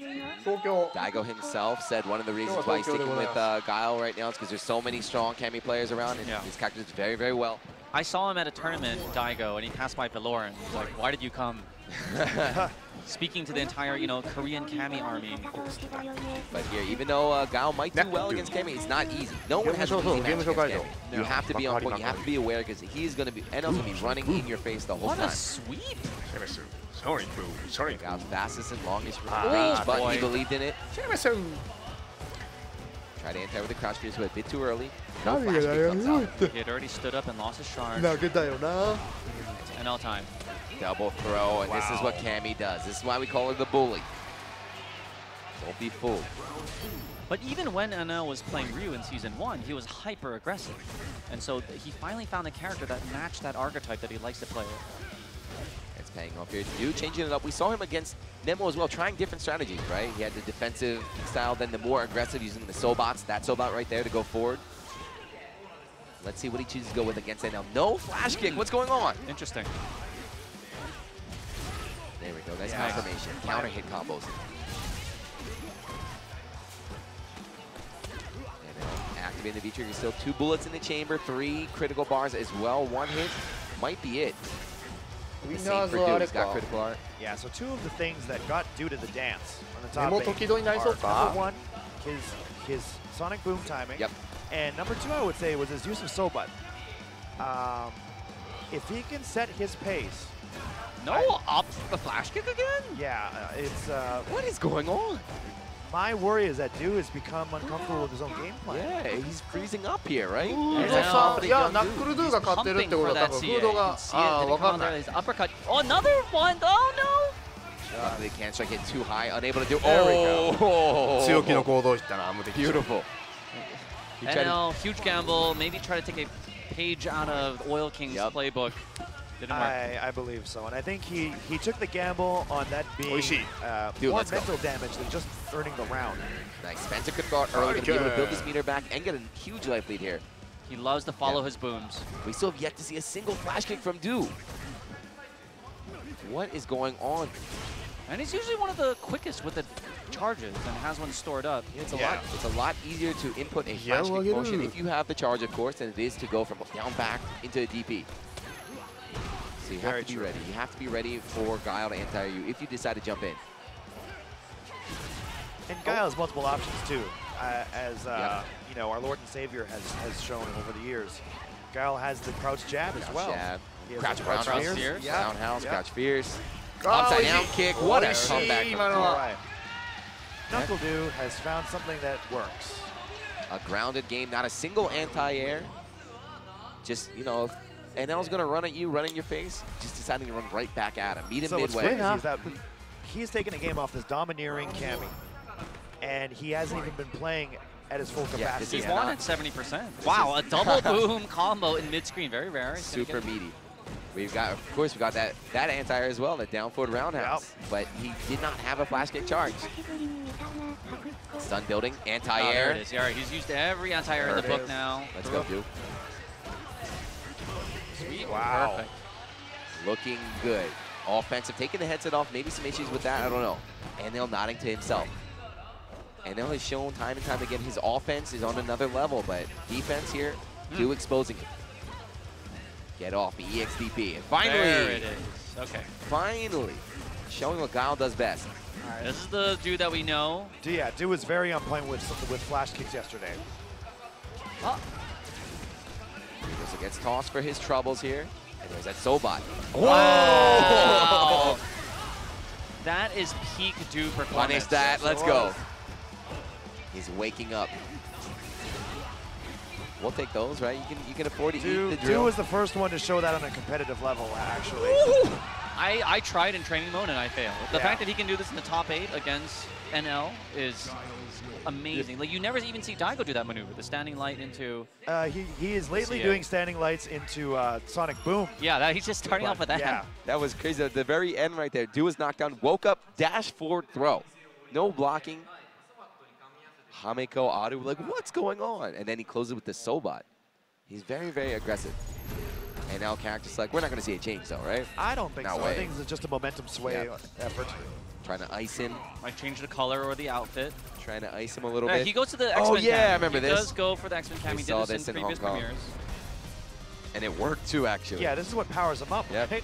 Why doesn't he just do this from the start? Because then it loses its power, right? It runs out of power. You have to hold on. Yeah. You can only go Super Saiyan 3 for so long, right? You know, the lore. Yeah.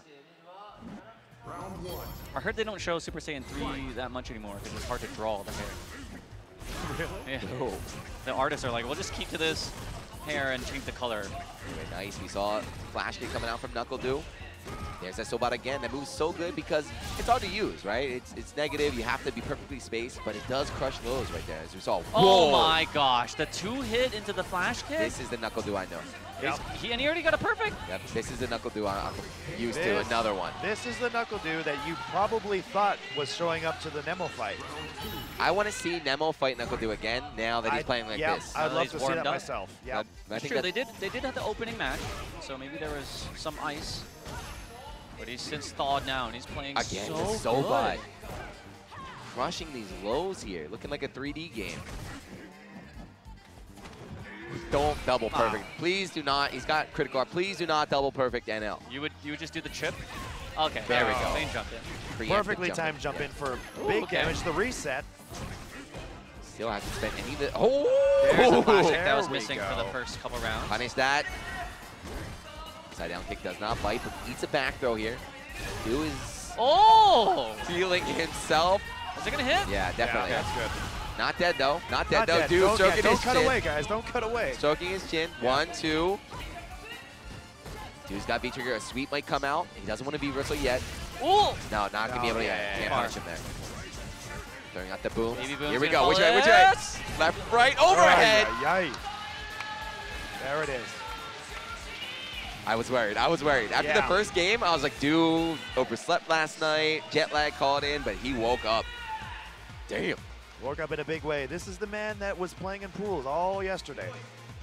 This is my hope. This is who I want. I want to see Nemo do Grand Finals run back. That is my dream here with the confident walk-off stage. However, a lot that needs to happen. Not yet. Yeah, for that dream rematch to happen. There's only 4 players left.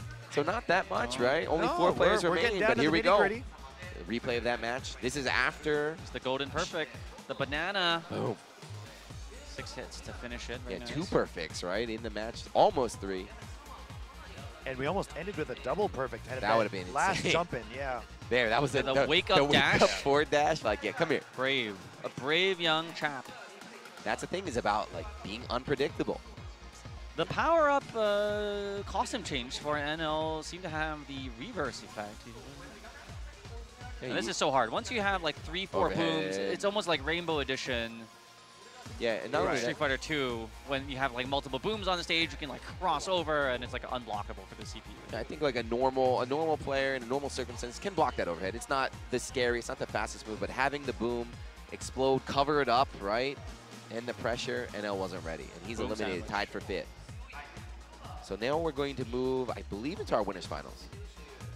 Yeah, this is usually how they like to run it, so that you're not iced for too long. Of course, we haven't seen Nemo and Fudo for a hot minute, but they're going to go up to the higher bracket in the winners finals. Yeah, so Nemo is the one. The first match we saw against Du, looking like his dominant self, like always, the alpha dog. We didn't see the G, though. You wanted the G. I did, yeah. I mean, we'll see him during the course of the day? Sorry? Nemos, do you think that throughout this top 8? My ideal situation for this tournament would be for Nemo to get pushed to the absolute brink of disaster and have no choice but to unleash his G. The wrestling storylines coming out here. I mean, ever the showman, right? So that's my hope, but I don't think that he'll feel the need to if he's 3-0-ing guys. You could just DM him and be like, just bust out the G. And say like, hey man, you did the point in the picture. It's time to bring him out. And you know, as like we had mentioned before, G does very well against Guile, and I thought maybe he would roll out with G against NuckleDu after seeing his performance yesterday, but Urien was enough. So, Fudo,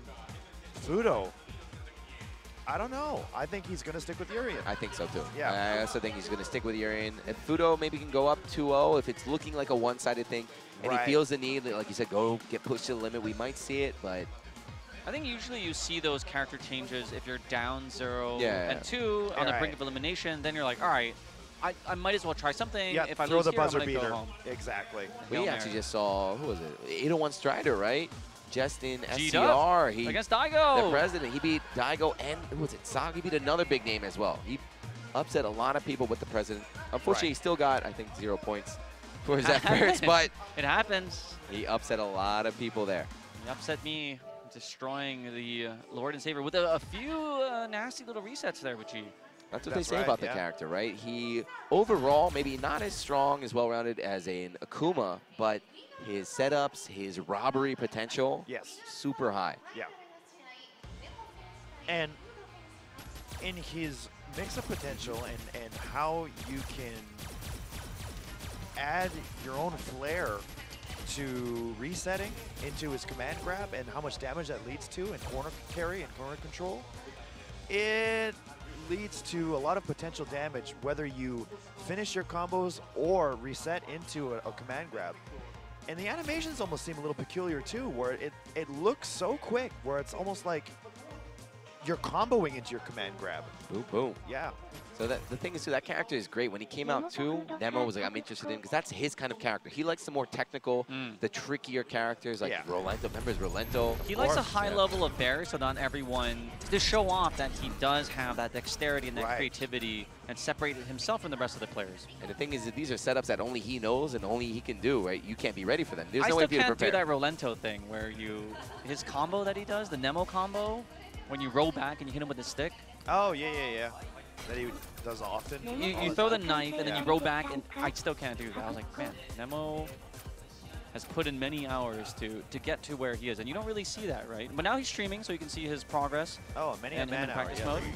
He's on Nemo ranked number 24, so he's on kind of the cusp of Capcom Cup. But after this performance, he's going to gather himself a lot of points. I think he is going to be safe. We will be seeing him in Vegas.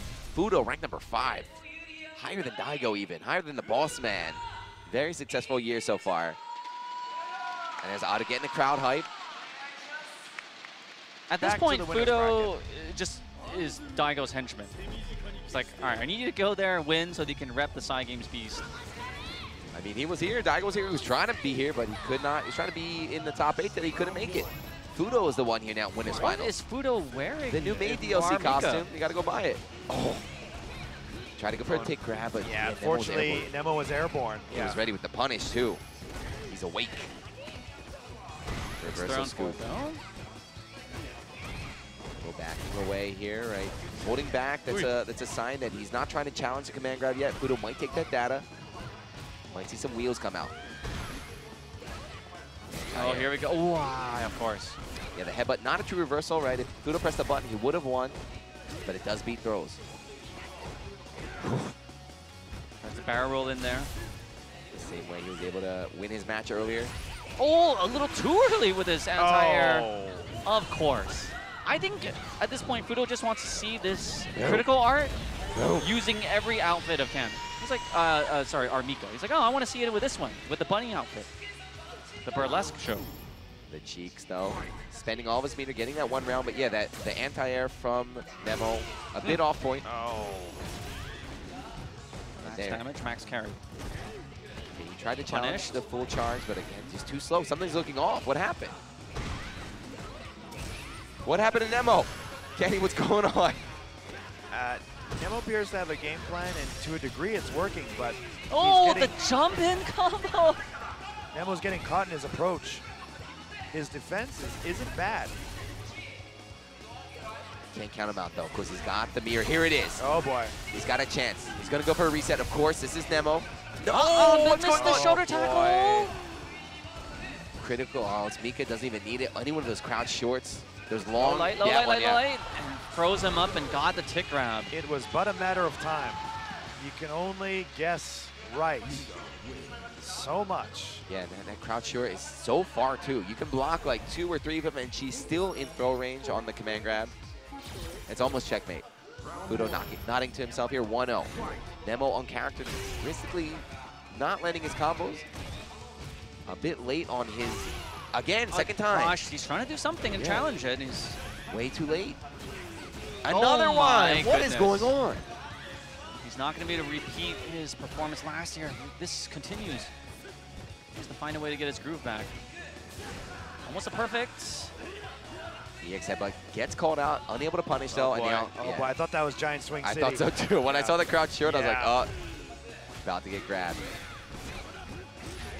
I knew it. Yeah, low mirror. Never count him out.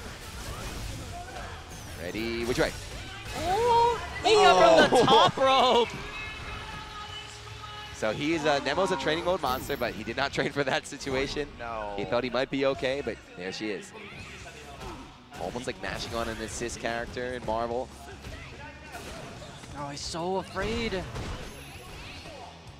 Gets a setup after this. Right. Another one. One hit from stun, I think. He's holding up. What? The mic? Even the Japanese guy's like, what? Huh? Yeah, if Nemo loses here, I want him to take a break. He's turning up the gears now. Boom, boom. Mika from the top. Saves. Oh, the splash. Oh, that's that it. Should be Done. it. Done. And if there was ever a time to recruit the president of the earth. Oh my God! You wanted this, didn't you? Do you think he threw? You wanted this, didn't you? I believe it's now. Do you think he threw the first 2 games? Yeah. He's thinking. He's talking. Massaging the temples. Yeah. G is in his Temple of head, Doom. speaking to him.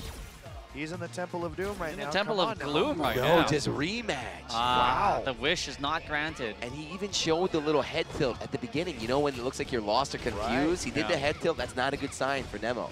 Yeah, you see, he's recognizing that there's going to be some tick throws. Oh, what was that? And he keeps backdashing. And yes, it eliminates the tick throw, but he's getting crushed a lot. Good is not letting him breathe at all. Staying on top of him. Life lead as well. Position advantage. Another drop kick comes out, and here's another throw.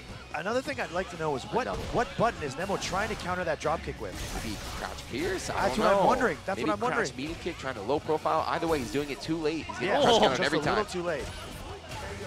Ah, yeah, that was punished. The headbutt had whiffed. Fudo, and then I was returning the favor that Nemo did to Knuckle do. Straight 3-0 at this rate. Yeah, making it look very, very easy. Nemo, one of the best players in the world, but why? Fudo on another level today. But of course, we can't count him out. He's not out yet, but he's back to the wall, and it's too late to go to G. Oh my God, if this hits, I think it's done for Nemo. Toss her up, cheeks, into the ground you go. 50% life on Nemo's side. A little bit away from the V trigger here. Gets interrupted out of the full charge. It's just working for Fudo. Slides. Oh, that's it. Is this the fierce one? Yep. Man, that was the most one-sided match of the day. It was. It really was. I've never seen Nemo I've never seen him play like that. In a best of 5 lose like that. It's very rare to see, I'm not gonna lie. This is the champ we're talking about for last year's Shoryuken Cup. Yeah, you know what? I have seen Nemo appear this way once before, and I think it's when he fought Mena RD. It was much of the same, where he just seemed kind of bedazzled and baffled by the play style.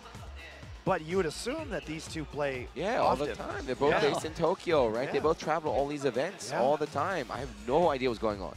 I can't even tell you what kind of game Nemo was playing because he didn't get to play. Right. Fudo just smothered him the whole time.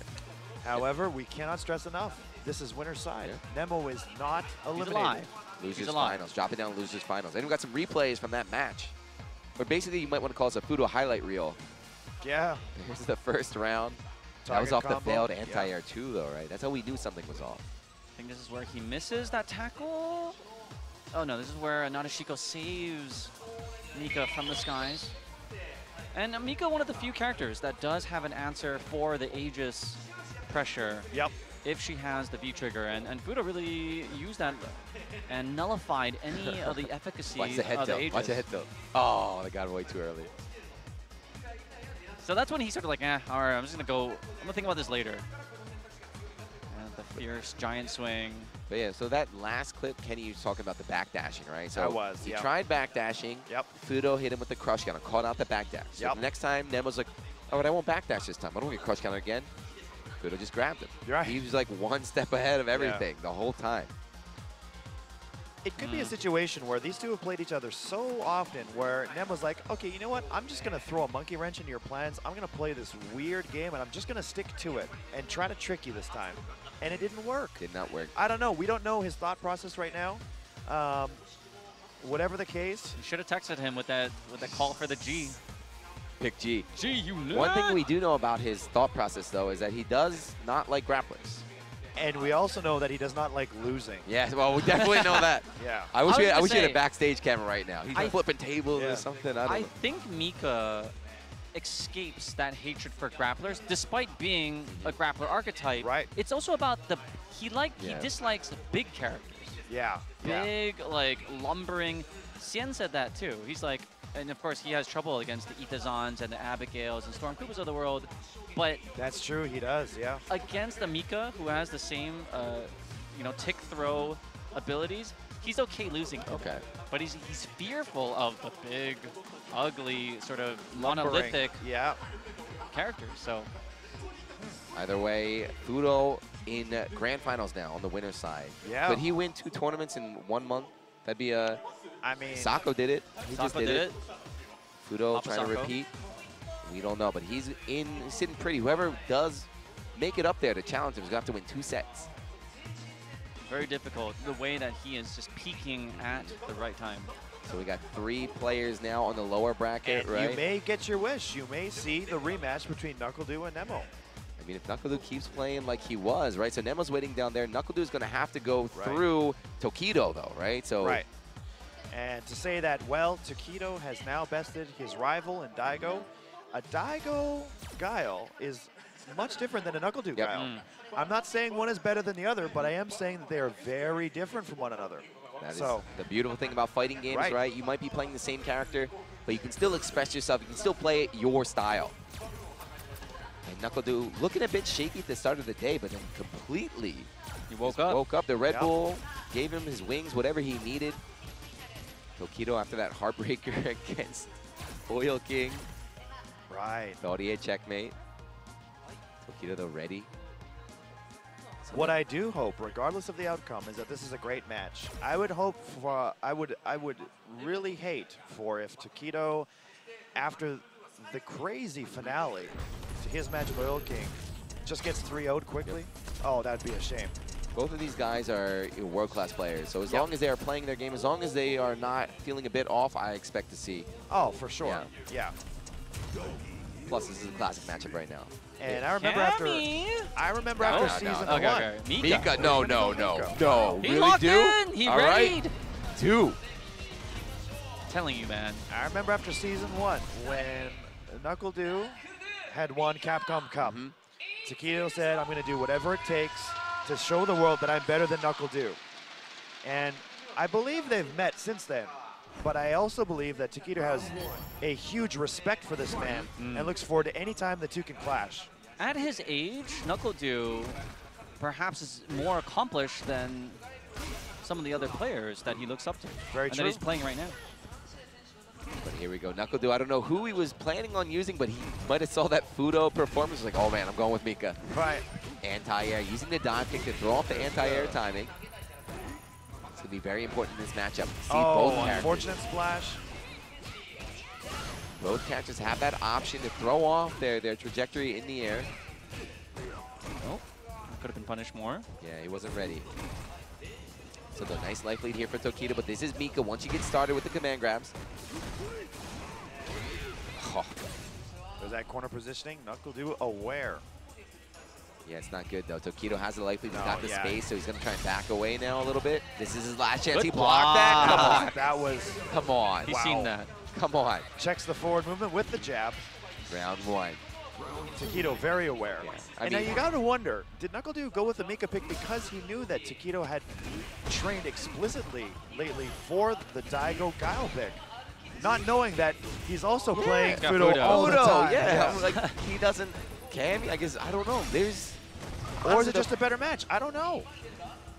Either way, whatever his idea was, it does not seem to be paying off right now. As Tokido near perfect. Yeah, it's just that his Guile is so warmed up. Just stick with what works right now.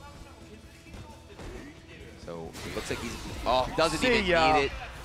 Another round sealed, another game won by Tokido and the critical art. I wouldn't be surprised to see an immediate switch right now. You're going to hear the 1-2, the toot-toot, click down. Or is NuckleDu going to be stubborn? He's known to be a little bit stubborn, right? A little bit brash. Yeah. He might be thinking that first game was No, he's thinking long and hard about this one. Okay, character select. Yeah. Admitting it was not all right. I'll be the bigger man here. I will say this you pick was not with it? Yeah. No. He's like, this pick was not the best one. You got me, Tokido. But now who? Cammy or Guile?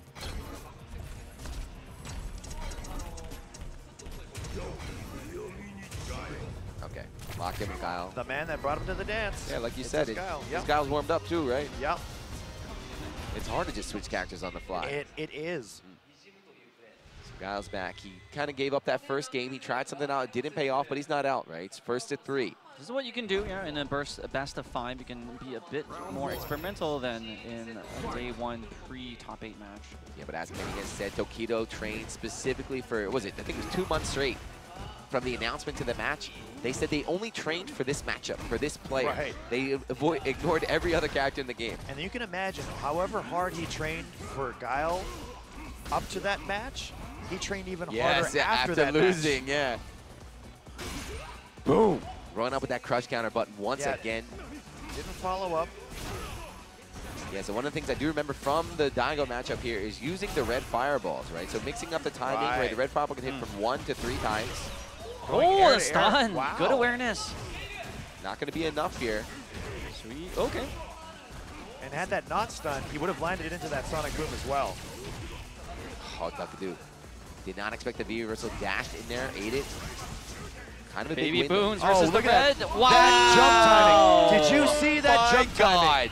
Oh, the boom interrupted. And wake up punch from Do. Oh my God, what a scramble there at the end. What?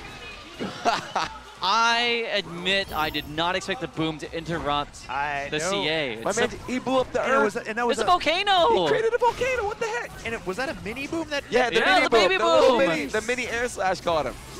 But then even after that scramble, Dude woke up with crouch short. He was not afraid. He was not hesitant. He smelled blood, chased it.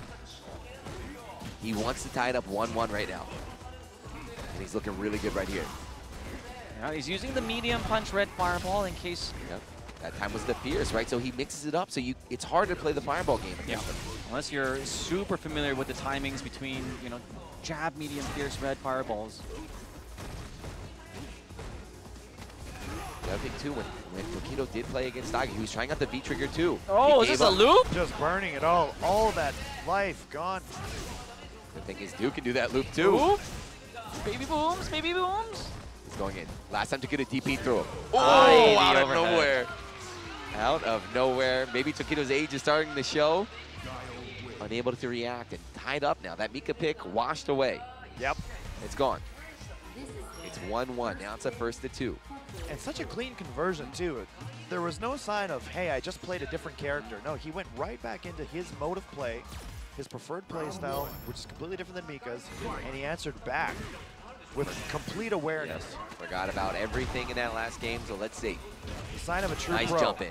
Wow, the timing to do that and charge down enough for the flash kick while midair.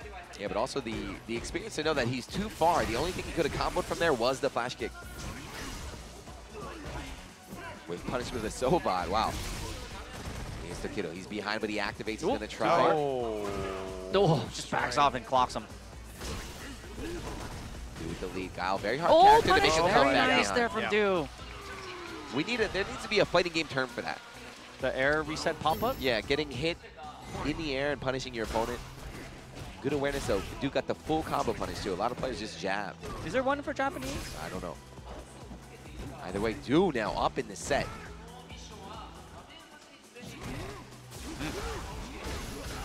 Oh. Yeah, it's the fireball, the 2 hit that time. Great little option there by Tokido. Wow, he's just chucking the plasma. Guaranteed V reversal there. Oh, wow, what the wake up Tatsu? Yeah, he might have expected a boom to come out, but then Do with the flash kick. Both players fighting for momentum right now, fighting for control of the match. Ooh, what the heck? Might have tried to parry a Sobot, but that was a very un-Tokido-like play. Yeah, that was a gamble. There to air by Knuckle Do. Oh, boy, he's close to full gauge too. Wow, what are these Tatsus? The booms aren't coming. He's going to land on it. Chip might be a factor if he needs it, but no. My. I thought the EX flash kick was coming. Yeah, he didn't get countered too, so I don't know what he was doing. A complete set on Tokido there for having the courage. Ooh. Nice. That was an insane punish. Knowing from that range, like, absolute max range. This is the only thing I can hit. Crushes him right back. That was such max range. He actually whiffed it, but the hurt box. It extended, yeah. It looked like the last hit got him. The last little frame. Uses the EX to stay suspended in the air. Wow, nice snatch. Yeah, that's why it's hard to play the fireball game. The typical boom game against Akumi's got a lot of options against it. Oh boy, and there's the DB coming up. Jumps back, no chase down, but there it is. Yeah, air fireballs. You're not going anywhere. Exactly, those fireballs are so good. You can use it to jump forward and keep pressure, or just neutral jump and just lock him down, jail him in the corner, and 2-1. I would imagine we're going straight to rematch. Knuckle Dude did fantastic in that match. This could go either way still. Don't do it, Knuckle. Don't do it. Just lock in, please. All right, yes, he knows. No, he knows. He knows. He knows. But either way, this is elimination game right now. Knuckle Dude needs to win this game to tie it up 2-2. Otherwise, he's going home. The last Gaijin Samurai in the tournament. No respect immediately. Second, he was out of block set, and that jab is out there. He's not afraid. Good presence, though. He's trying to dissuade the Sobot. So far, he's 0 for 2, though. Not afraid to do it. Oh, good wow. Great crouch fears. Stun. This time, Tokido the one pressing buttons. Oh, yeah. Finally, he attacks him low, the crouch here, just like we saw with Mika, right? When you have that fast, long-reaching, low button, it's very hard to get around when you're close to stun. 2-1. Oh, wow. Where was the uppercut there? The crash medium punch was already out. He might have committed to it too early. There's that Tatsu preemptive. Yeah, there's that Tatsu, which I think Tokido was trying to use to call it EX booms. Yep. Just the wrong prediction. This time it works. Stun. Dang. Four players caught him reaching, man. All right, that round was 100% Tokido as he moves on to match point here. And he has full gauge. That was everything going as planned for Tokido. All according to Keikaku. The winner of this is going to go to the losers finals to fight Nemo. Uh-oh. Crush counter gets the meter, gets the damage, has the positioning now. Tokido smells blood. Dude, can you survive this corner? Can you survive this? Oh, unfortunate. Very, and EX, oh yeah, there we go. Red fireball scaling. Can this kill? Toe tap, red fireball. Red fireball. Yeah. Boom. Last hit. Precise calculation. Wow. Incredible effort by Knuckle Dude. You would have to imagine what would have happened if he came out of the gate with Guile. He'll look back on that. I'm not sure. He played so well with Guile. Why he even attempted to do that, especially because, you know, he's got Fudo to play against. It's not like a rare character or a surprise pick. There is also a psychological aspect that players like us will never understand. Yep. That is the beauty of tournaments, is always the what-if situation. What if I didn't wake up DP there? Or what if I jumped? What if I picked this character? All these what-ifs, we'll never know. All we know this time today, Knuckle Dude picked wrong. It did not work out. Right. But it's still very respectable showing, right? Of Fourth course, place. yeah. Fourth place out here at the biggest Street Fighter V tournament in all of Asia. Not even Japan, in Asia. There has been no one in this top 8 that has really played out of place of a champion performance. Each one of these men could be a champion. Oh, this part is the best. This is crazy. This is so sick. I cannot believe Where is the baby boom in this? It's enveloped in the volcano. Tagged him. And then, dude, look at that. No fear, wake up short. Yeah. Double EX, EX, EX. Oh, I love it. Look at that. You see it? Max range crush. If you freeze that, there's like a gap of space between the foot and Guile's head. That was great awareness, and yet though, Tokido had faith. He knew it would reach. Faith and, like, being able to make that decision in that little split second, right? That is a champion. That is a veteran right there. Tokido moving on. So Tokido versus Nemo now. Yeah. So out of 700-plus people, the 3 that remain are Japanese, huh? Do you remember what the grand finals of the last TGS was? I do not, because this was the commentator last year. Do you remember what it was, Z? Because I remember. Versus... You get put on the spot right now. Shoryuken Cup, right? The cup noodle? The cup noodle. Yeah. The Nissan Cup Noodle Cup. The invitation only thing. I'm looking for Obama. He's walking around. Okay, I'll help you. It was Tokido. Wasn't it? Yes. It was. Yes, it was. Actually, this is a comeuppance for Tokido. They'd come up short perhaps in last year. Yeah. Maybe he wanted a year's worth of couple noodles, and he's like, I'm angry. I'm going to win so much money that I'm going to buy my own couple noodles. I very much dislike having to get up and go to the Konbini to get a snack in between training. I want a year's worth of cup noodles at my house so I'll never have to get up out of my seat again. Tokido, though, he's on that low-carb diet, though. Is he? Oh, is he really? Yeah. Oh, I didn't know that. He's on the low. He's been on the low. You can see his own. A lot of the gamers in Japan are starting to take care of themselves. I Right? heard that Tokido has a ripped six-pack. We could ask him if he wins. Take it off. Take it off. Yeah. Who knows? Kenny, you got to teach all of us, FGC, how to just those games. The players want it now. You don't need to teach me. You know what? The thing is, though, I'm not the only one. There are many people in the FGC now taking care of themselves. Like you said, you go to the gym all the time, don't you, Judah? I've been in the gym that's like why 3 weeks. I know, but that, you've been out of town. but you have gone, and that's why we call you Big Daddy J. I went one time because of my large guns, the Big Daddy J here, trying to break it into the world of wrestling. But many of us, we are taking care of ourselves physically, and we realize that part of our physical health actually goes into how we perform on the sticks. Healthy, healthy body, healthy mind, right? Healthy body, healthy mind. As we said, fighting games is there are a lot of mental strength is required to perform on this stage. Definitely. Against players of this caliber. Man, this is cool. Kenny Omega here at a premier top 8. So what other tournaments are you going to be at? What are your plans? Well, we need you. We need you out here. When is the next event I could possibly go to? I know there's one big event coming up. I believe in Singapore. 2 weeks. October 13th, 14th. Have I ever told you how much I love Singapore? Really? And the food? The people? I love Singapore itself. Just the place. Yes, the architecture. Everything is very cool there. Everything is very cool, very clean. People are very polite. Wait a minute, do we have a side there, right? Do we have a side in the background or anything? Let's see. I don't know. Are they looking for it right now? I know they always have a seam slide ready to throw. They have a slide. But yeah, guys, Southeast Asia Majors, October 13th, 14th. You got to go, Kenny. We need you there. It just so happens that I have that gap of time off. So very crazier things have happened, and that's just a short 6-7 hour flight. I may be there. I will be at the airport. I have the sign out, Kenny Omega. We welcome you here. Yeah. I can afford that. Wearing the chauffeur hat. With a grab. With the iPad. With a grab on. But here we go. Moving on to the losers finals right now. Nemo with that amazing performance, right? His first match was super dominant. Second match, he got dominated. Yeah. Which Nemo is going to show up here in the losers finals? Angry Nemo. Ticked off Nemo is the best Nemo, and he certainly has to be angry at himself that he did not perform at all in the last one. Against Fudo. And then will we be seeing, we got to always bring back that story, the Kenny's dream. Will we be seeing the G? He has not made, he hasn't shown his beautiful top hat yet today. Will he be bringing it out?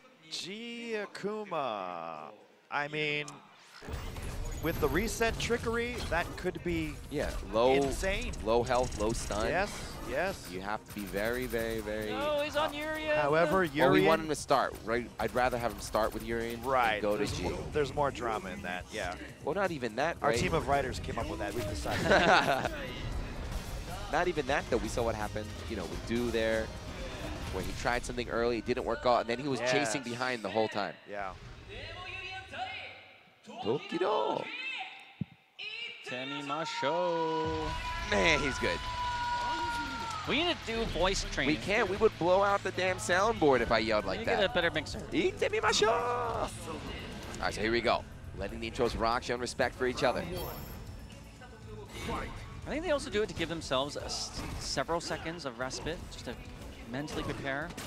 Air-to-air text to grab here. So this is a run back from last year's finals. And again, much like the last match, we're seeing counter hits light up. Nemo pressing buttons. Look at everything counter hit. Are you watching this? Nemo does not block on wake up. He does something. Ooh, plasma to the face. Chop. Oh, unfortunate whiff on the knee. Reeled his hurt box back for the fireball. Oh, trying to armor through it. Red fireball. But yeah, of course, that only absorbs one hit. Headbutt to beat the throw. It works out here. But Nemo, here we go. This is his chance. V-Versa comes out, scoop. Ricochet. Gets the juggle. No, pick up. Ooh, reflected. He could have comboed after that. That is so sick. Sending back the plasma. Be gone. Daigo Hadouken thought. The trendsetter, right? Everyone wants to be like Daigo now, trying to eat their own fireballs. I believe that was a serendipitous event where I think he had committed to the mirror anyway. Yeah. It wasn't a Daigo looking at the mirror and, hey, I'm just going to throw an EX boom. Man, I'm so pretty. Anyway, Takedo, of course, a professional, going to be able to brush that first round off. Oh, yeah, it's not phasing Takedo. I don't believe so. There's got to be a good feeling here for Nemo, shaking off the match against Fudo. Oh, again, the late anti-air. Elbow didn't come out. You got to be super early with that. So it's something. Oh my This is a God! chance. You can't allow. What is happening? Where is Nemo? Who is that's punished? No, What? just outside. Kill him. I can't believe what is going on. What happened? Both of these players just grabbing their drinks like, I don't know what's going on. They just want to drink. That was a scramble. Wow. And Japanese players in particular talk about like the naio of the game. They want to show a good performance, and that is something they're going to shake their heads at collectively. Like, oh, that was, even though I got the W, I didn't do it in what you would expect a professional player to do.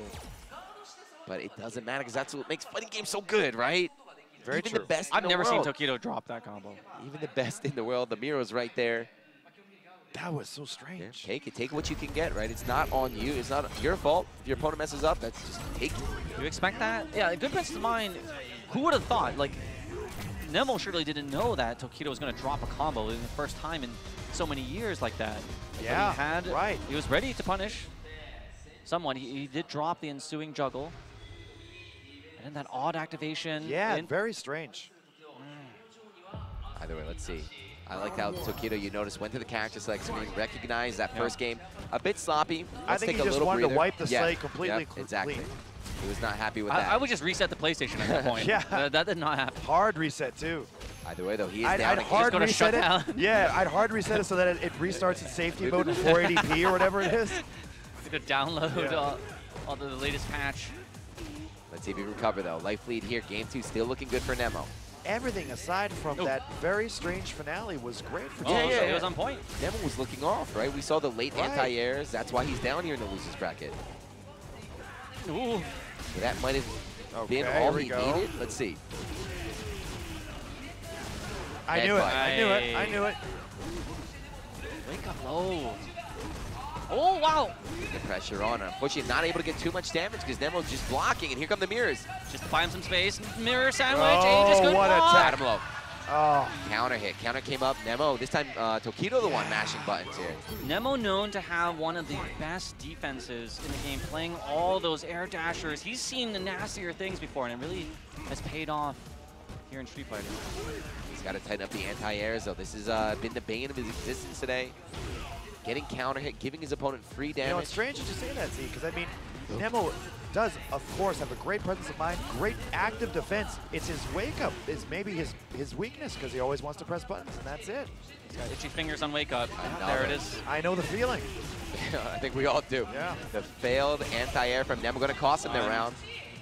Yeah, we got to bring it back, though, to talking about Nemo, the narcissist, you know, the alpha dog. Like, he doesn't respect you. No. I'm not going to block. You're not powerful enough to make me block. I'm Souther. I don't even need defense. I'm going to press buttons. I don't believe your stuff's frame perfect. I'm going to press a button. There, Wow, Tokido. what is that? I've never seen him do that. Shades of Oil King. Again, I failed it. I think we've opened the entire can of worms now. Both players now trying to send a message. I'm in charge here. We're just seeing EXs burn like... I'm in charge here. Life lead for Tokido, but of course it's Oh, Urian. great. Wow, what a great option. Good damage on that, too. Where the mirrors are out. So good. Only Nemo can do that. Oh, switch sides. Wow. For the gimmick. Here we go. Can he block? Yeah. Ricochet. Can he get the pickup? He missed it last time. Just goes for the elbow. Mirror And disappear. mirror is gone. You still have one more mirror on deck, though. No, I'm not going to get a chance to use it, though. I think Tokido was possibly sniffing out the EX headbutt, threw out the fireballs, and, well... Yeah, Nemo thought he was going to cross up, right? Depending on how early or how late into the jump, he can either go behind you or stay in front of you. Yep. He stayed in front. Nemo walked right into them, and now we're 1-1. That little pause, right? That little character select definitely helped out. A much more characteristic performance from Tokido, but still, both coming off as wild men. Nemo's starting to play his game, though. We're starting to see the anti-airs come out. Definitely. Ooh. The chop, no drop this time. Another one from Tokido. What is going on today? Oil King set the precedent. Wow, nice counter hit combo. Did Tokido Mega Man himself apply himself to Oil King? Did he absorb the guts? I absorbed YOLO. You got YOLO. Oh, the Punish, uppercut. Shep, hard Doesn't get the hard knockdown, though. Oh, unfortunate. Okay, this will be punished. Unfortunate. Had he thrown in medium kick, there was that cross-up possibility where he would have got the hit, but wrong button pressed. Doesn't get it now. Yeah. Nemo 1 round away from going up 2-1 in this set. No Tatsu after that. Yeah, he's been messing up a little bit with the Tatsus. Maybe he's not feeling as confident in the buffer now. And here's the anti-air game from Nemo. Oy.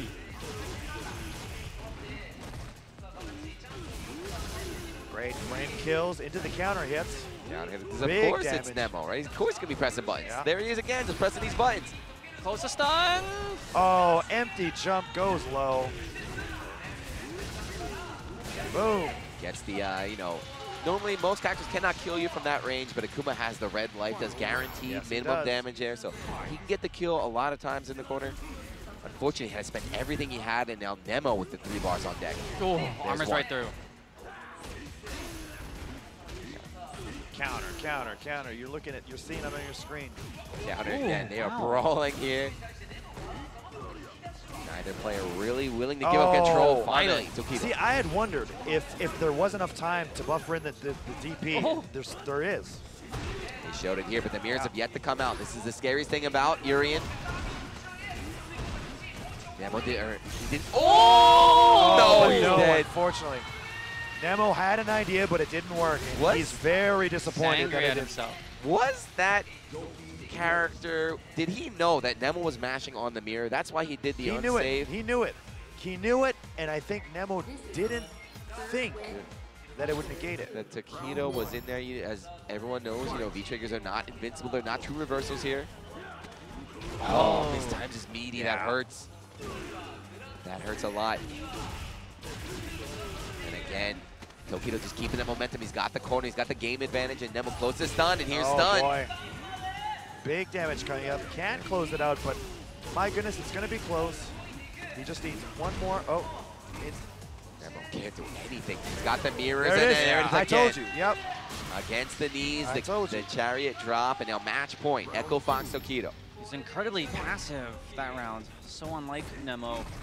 Yeah, maybe he's a bit shook from before. Who knows? So Either way, what happened? Where's Nemo? Wake up! Neutral jump, but a bit too far to get the sweep after that. Good punish. Yep. Point blank recognizing, yeah, he can jab after that. And here's a counter hit combo from Taquito, recognizing. Ooh, yep, recognizing nice. It was a counter hit, double mediums. Very hard to do in the heat of the moment. What was that? Oh, instant. What? Maybe expecting the Oh, knees did to come you see out. that medium kick? Stays in front this time and gets the counter. Gonna get the follow-up. EXD. Oh, nothing. Leaves it as it is. There. Oh. What's the stun? Go, what a knee! Wow. Nemo can do this. He's Nemo got the staying mirrors. alive. Taquito opts to not. Yeah, not V reversal. He wants to probably activate here. Oh, the mirrors got him though. Was it worth it? I don't know. Yeah, that might cost him, but no, the jab. Oh, not enough damage. Again, these guys have been scrambling. What are you doing? No, they didn't connect. Oh, I don't even know what to say about this match. Even Nemo, he's like, what is going on? But sometimes it's a what is going on type of match that gets you eliminated. Yep. That was a reluctant handshake. I mean, that's a skill as well. It is. Being able, in the scramble, when things get really sloppy, when you're like in the trenches like that, being able to still come out on top. Taquito, a bit more mental composure there. It's a fact of life where, you know, sometimes the most scientific fighters, the people that know all the frame data, exactly when you can press buttons, when you can't, those are the people that aren't in top 8. Why aren't they? It's because of situations like that. The je ne sais quoi, the stuff you can't explain. The heart. Experience, right? The experience is why these guys are traveling around the world, going to all these tournaments, being on the big stage. And Nemo, your champion from last year, cannot repeat. That was his dream. That's what he wanted. However, by the looks of it, he secured enough points to be safe. He is fine, yeah. Yes. He was on the cusp, but we have 700. So third place, he got 200 now, 200 points added to his Capcom Pro Tour. Oh, and we got replays. What's going on? Yeah. Oh, this is the first game? I've never seen that. And even looking at the replay, it didn't look like it was slow. It just, that's what an odd occurrence. And then raw activation in the mirror. Very strange. Look at Nemo's health, like literally 1 pixel. This is where he started making the comeback. He stayed in front with the V-trigger fireballs, caught Nemo, expecting the cross-up. And it's that rubber match where he needed to win, but no. I think it's a guaranteed punish to throw the Aegis after you block the first one, and that's why it's like a 50-50. Will you go for the second hit of the Fierce? And he gambled correctly. And it also wasn't it wasn't the close Aegis either. Look at it. Oh, I wish you saw. He was like, we saw right that. I don't even know what that DP was. Was that a mistake on the fireball? Was that the hardest read of all time? He left a great opportunity there for Nemo. He could not capitalize, and he's eliminated now. So we're gonna have These haven't fought each other yet today, huh? Fudo and Tokido. No, They're training partners, right? They're yes, both they're training partners. They play a lot. Yep. We have seen Tokido fight Amika today. However, I don't know if you call that a fight. That was right. that was a beatdown. It was a slaughter. That was a slaughter right there. So will he be able to do that against Fudo, though? It's a complete different style, and Fudo has looked insanely solid today. Yeah, so the tournament Fudo won in Hong Kong. Yep. Tokido was there. That's where I think Tokido the start. there. That's when he drowned in pools. Yep. That was when he drowned in pools along with Daigo, right? Yep. I feel like that was the start of his slump, if you want to call it that. Yeah. Dr. Slump. Dr. Slump. If he can beat Fudo here, I think we have to stop saying that. Kenny, we both mentioned it earlier. The thing is, with the whole circuit performance, if we Yep. take a slightly longer view and say, all right, what is your performance in the last 6 months or in the last year? But because, you know, the fans, the Reddit and the Twitch chat, we only look at the singular, how did you do in this tournament? Oh, you've drawn in yesterday. polls. How did you last week? Right. Yeah, You're you only as suck. good You're as your last You're a tournament. fraud. Yeah. No, If we of just course. expand our horizon a little, it's been Fudo, it's been Tokido, Knuckle has. playing very well too, Yes. and be like, these are arbiters of excellence in a game that is regarded as having a higher level of variance than previous. Oil predecessors. King, another name. Yep. Has been placing. Well, what the heck is very going on here? consistently. Why are you showing us? Are they announcing something? What's going on the stage? Or is it a break? Haikai We got an interval. emergency. Transition to break. All caps. Oh. But you know what that means? They're probably preparing for a presentation Oh. to announce something. They don't usually do this.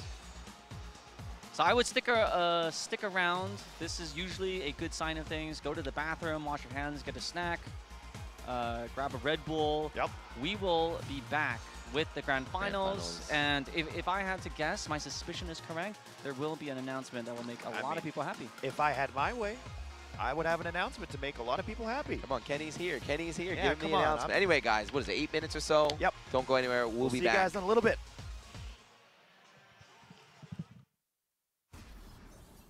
When it comes to retro gaming, I'll always be there just to play it. Who doesn't want to have like a cabinet in the house and people just play on it without spending quarters? It looks like the games are running fine. I feel like it's gonna be great. It feels really good. Feels like I'm back in arcades. It felt smooth. It felt like back in the day. So I would say it's definitely something that I would purchase for sure. It's arcade 1-up, arcade perfect right there. Arcade 1-up. Pre-order now.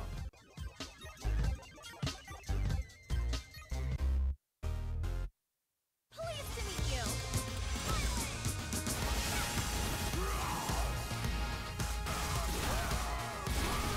Let's begin. Okay, come on. Power to the people of Earth! There you challenge the king.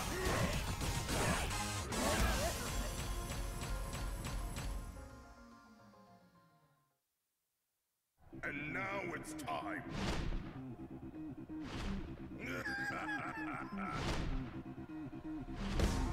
Let's go. There are no limits. I'd do it if I were you. It's all coming up ready! Pleased to meet you.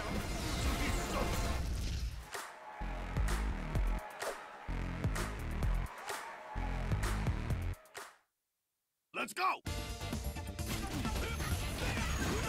Insect! Allow me to show you the truth. You better not for me!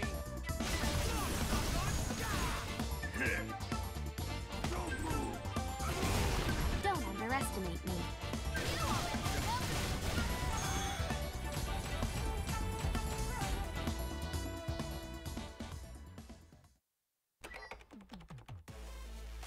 You thought the fight was over. Rally together and prove your worth. Rise up and prepare for battle. Earn your place. Rise. Rally. Conquer. May the strongest survive.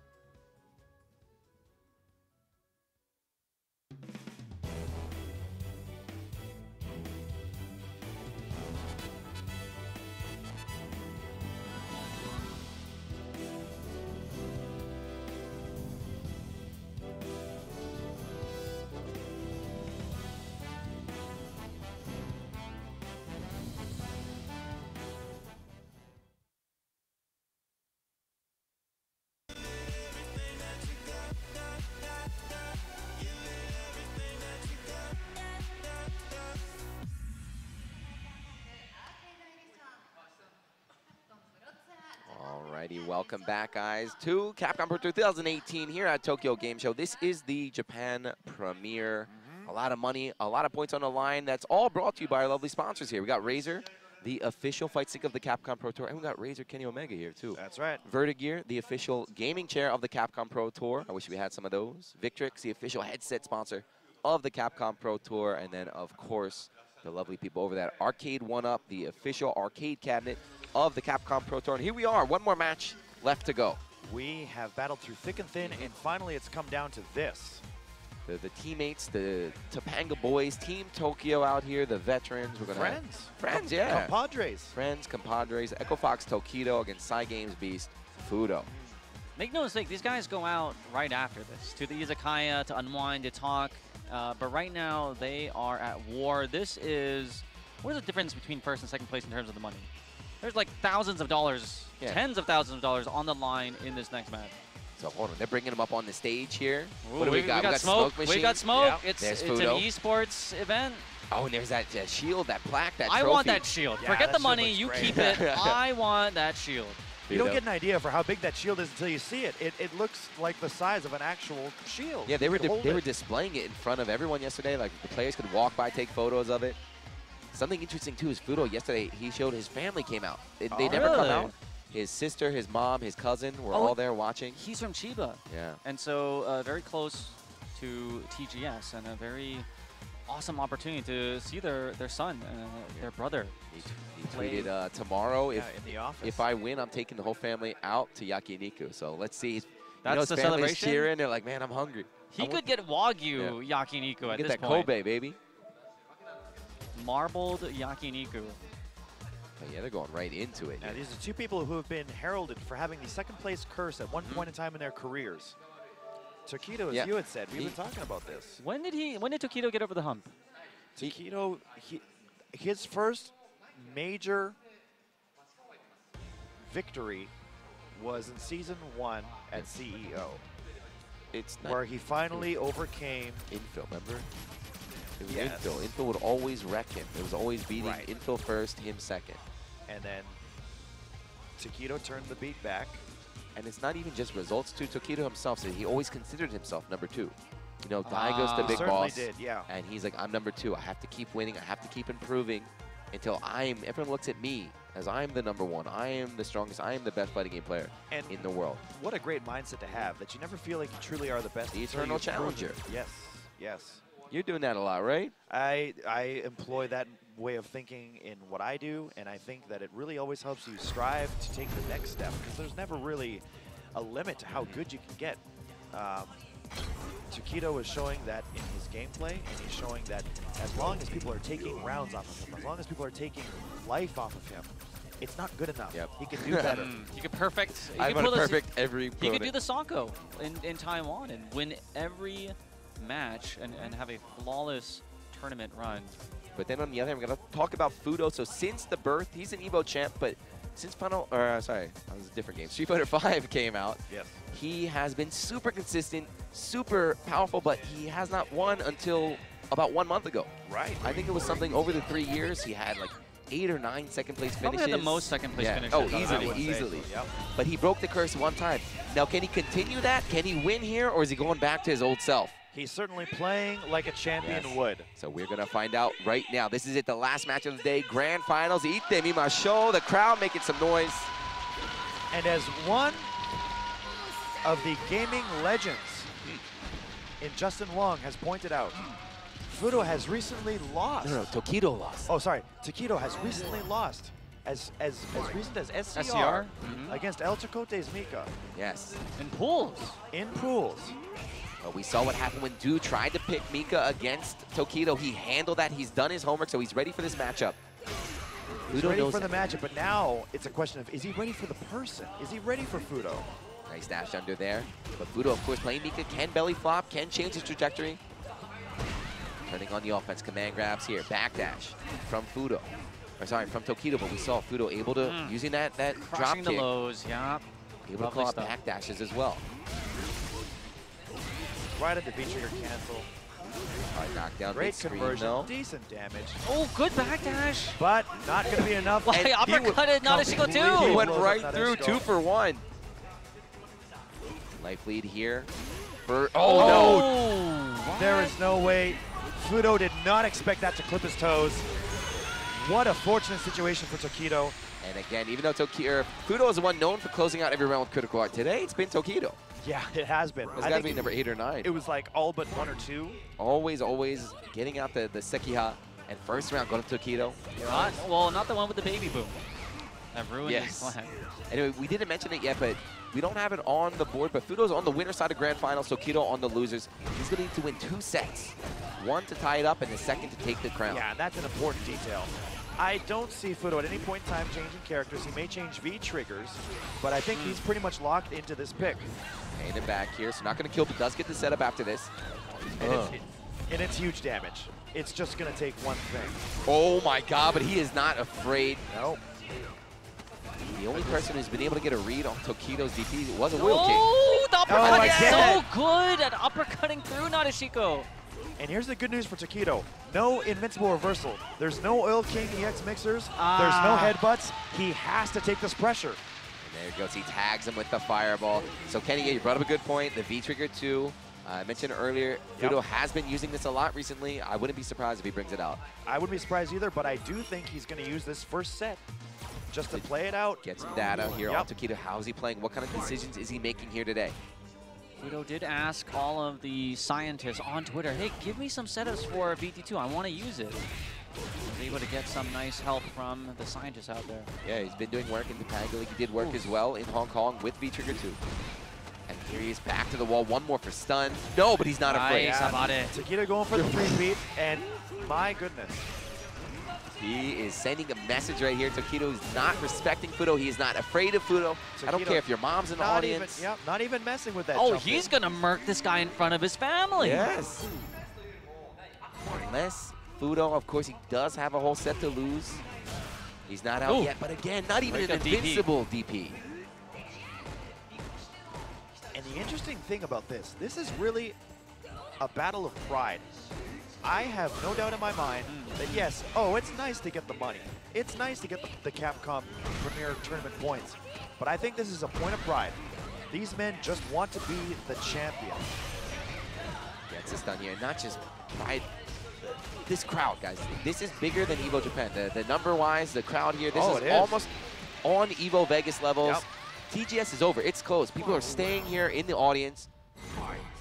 The energy here is electric. Can Fudo tie it up here 1-1, or is Tokido going to take this?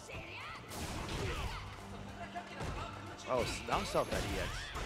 Let's just get a dash for you with the jab here, but now Tokido catches Fudo dashing for it. Wow. Oh, what, he misses the fireball. But still, with the crosscut. Oh, stays in front. Yeah, Tokido rare drops today, right? A little bit off one, but he's not letting that affect him. He's still ready. Not at all. Not letting him be dissuaded. Yep. Oh, it's going to landing frames catch. Yes, it is. How good is Fudo? Again, no, he's still down. He's still down. That blows up all the safe jump. Tokido has not activated yet. Ooh. One giant swing. Yep, and there it was. Nadeshiko, please, deep. Oh, thank you, Nadeshiko. Finally, she did her job. That EX fireball, that air fireball has so little recovery, if anything at all.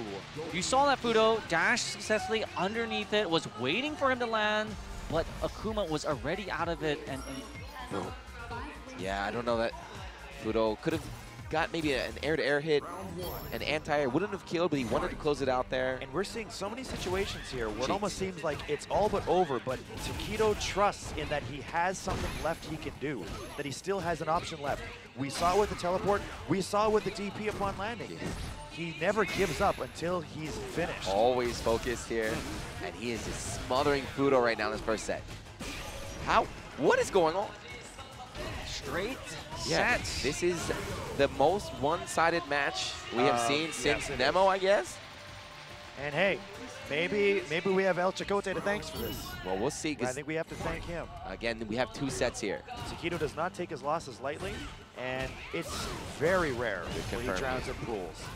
If Tokido does win this round, if he does take this set, I want Fudo to take as long as he can. 2 minutes if he needs it. Yeah, the full 2 minutes. Oh, no. He's trying to set up the stun kill here. Yeah. There it is. Yep. He can't kill here. However, he's going to set up a situation where... He'll get close. There it is. My God, that was the fastest set of Street Fighter V I can remember commentating. Speedrun. In the entire Games like that are what happens when I show up to Esports Square on Wednesday nights. You know what I mean? For you, the opponents. No. To me. Yeah. All right, Fudo, take your time. Take your time. So they are tied now, guys. Just with that loss, Fudo dropping down in the losers bracket. Tokido still does not have an advantage yet. It is the fresh set. Look at him. Well, he has the mental advantage. He has the momentum. I think Fudo, wow, he looks so confused right now. I think he's going to go for a costume change. At the very least, take your time. Don't worry about the crowd. I would say go Monster Hunter and go V-Trigger 2. Monster Hunter, let's see it. Take as much time as you need, whatever it takes to ice Tokido down. And whatever it takes to just feel comfortable. Look, he looks like he's melting in his chair. Yeah. He earned this spot. He earned this spot. Has. Take your time. Well, Tokido was uppercutting right through the Nadeshiko setup, so he's certainly prepared for the VT1 of Mika. Has he done his research and homework against the more rare and obscure VT2? I would almost bet that he is much less familiar with V-Trigger 2. I think everyone is. You don't really see it. All right, it does look like Fudo going for the vanilla. Classic costume, and I look like V-Trigger 1. The biggest story here, too, is something that we can't talk about. No one can talk about except these two players, too, because what we see them fight all the time, you know, in tournament stuff, but these guys are playing constantly without any cameras on them. That's true. What is going on in their casual sets? Is Tokido always blowing him up? Is he playing a different way? This could be match, number 2,000 of this week. What is going on? Yeah, what is the lore? All I know is in this tournament right now, Tokido in 100% control. And you know what? There is a high possibility that these two players never expected to meet in the grand finals of this tournament. Out of 700 plus people. Yeah, and they gave them, oh, what a conversion. I was wondering what Tokido's answer would be to the dropkick, whether just to eat it and take his chances, V-reversal, or do what he just did, the parry. A little bit too late for the cross cup, but the back throw, stun building up, and again, the streak continues.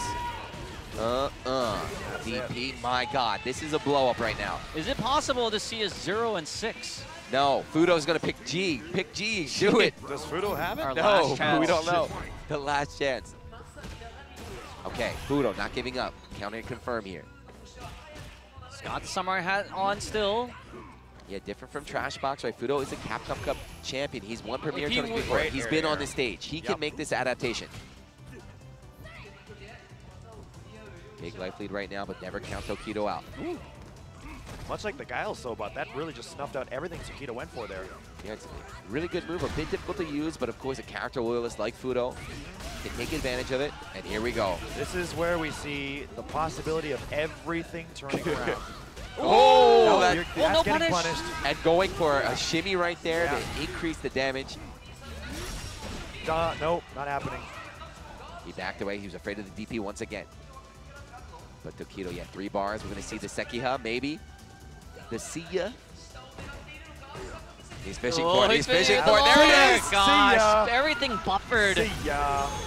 Kudetsu Ha. I had warned everyone before the stream had started. He has the one hit confirms. He can do it. He just needs the one hit. He doesn't have to combo into it. You don't even need the Hadouken.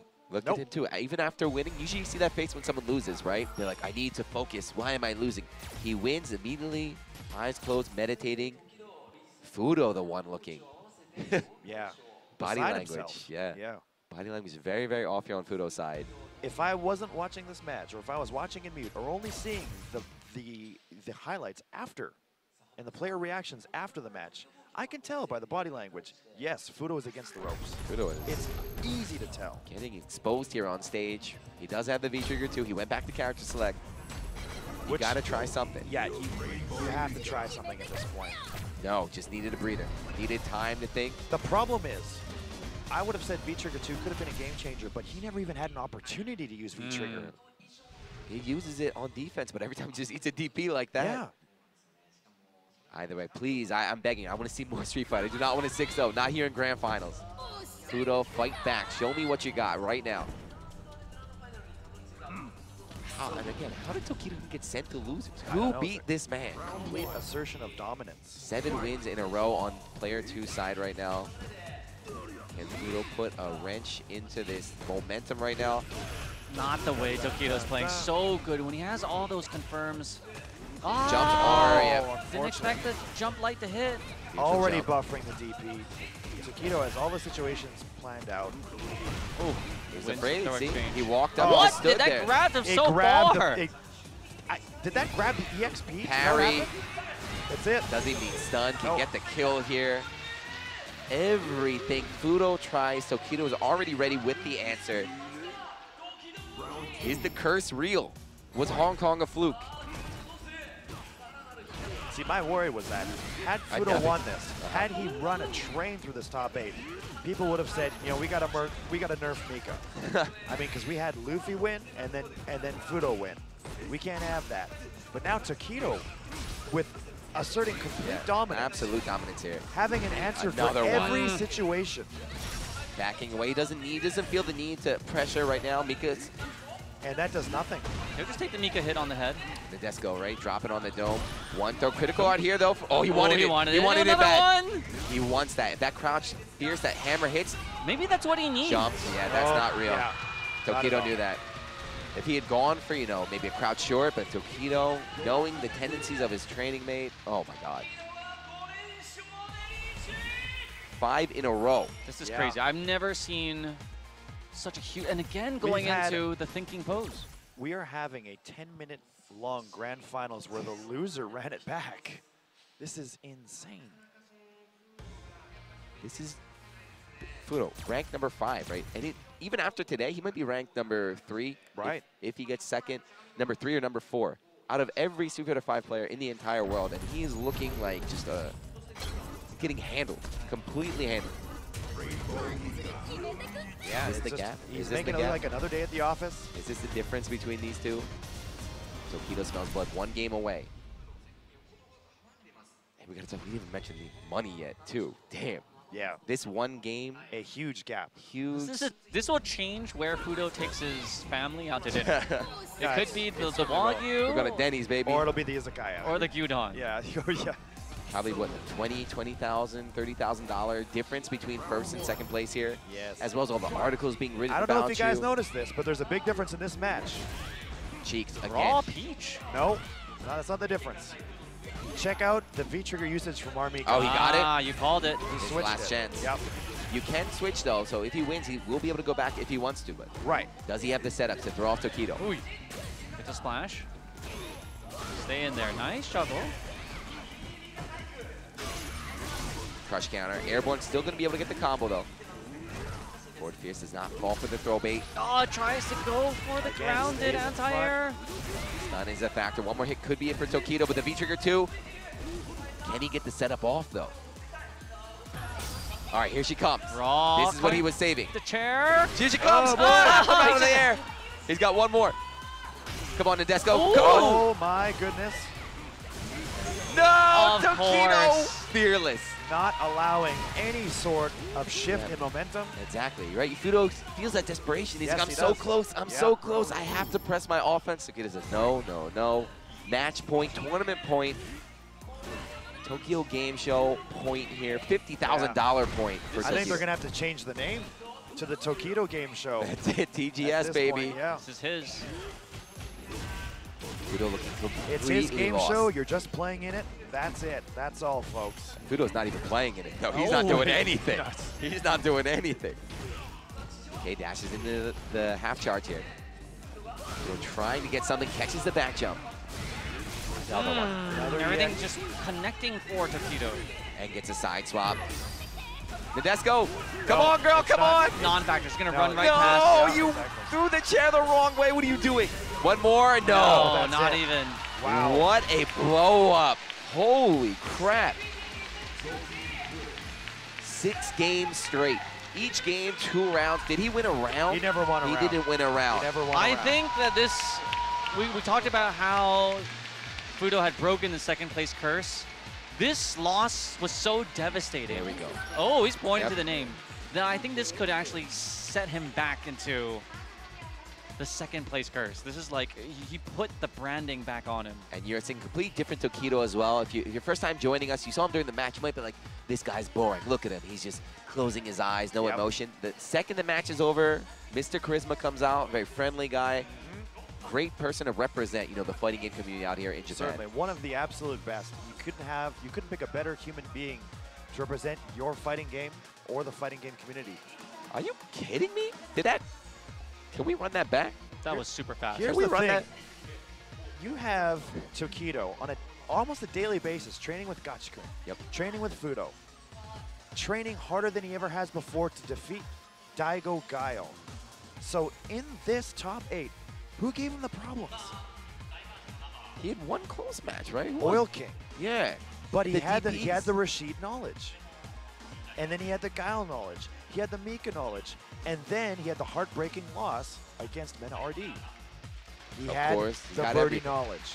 Thanking the crowd that he could play in front of them. What an honor to bring home the trophy in front of so many people. And he thanks the people for staying late. Who does that? What a gentleman. What a class act. Yeah, we are far too. Let's see what else you have to This say. is Sunday.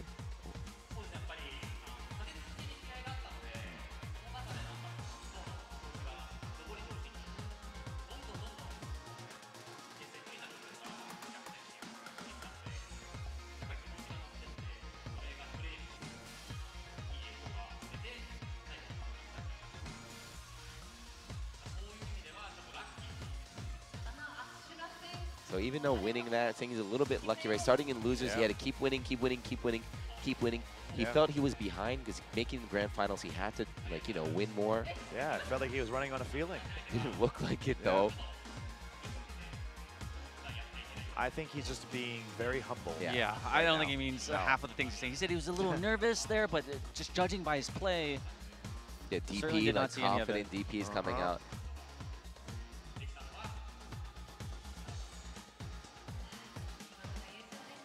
He's a diplomat, so He's good with his words. He's used to being on these stages here. Yeah, generally, he's just saying that, you know, he played with his heart, and it just so happened to have worked out for him today. I don't know if I could take it that far, because that play was on another level. And he gets the shield. The shield, there's Fudo. Look at Fudo. He's looking at Tokido like, why'd you have to do that to me, man? Should have been mine. My family was here, but you 6-0'd me. I don't even think I think he's just like, why'd you have to do that?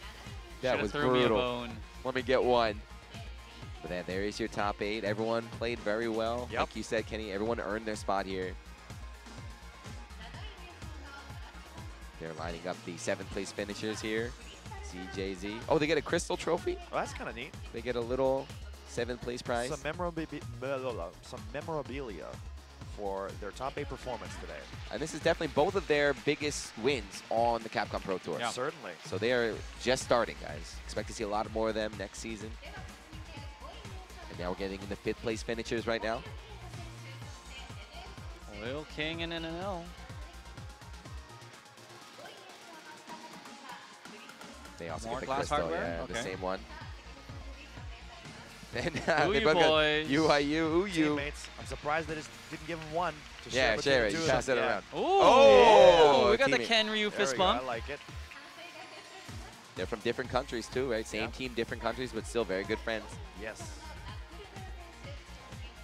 And now Knuckle, do we have to wonder what happened? Because he went pretty well with Tokido, but that Mika pick early on, right? Yep. Kind of threw away the game. You say Gojumon in? Yeah. 5,000? Yeah. Yeah, it's 5K About US. 5K.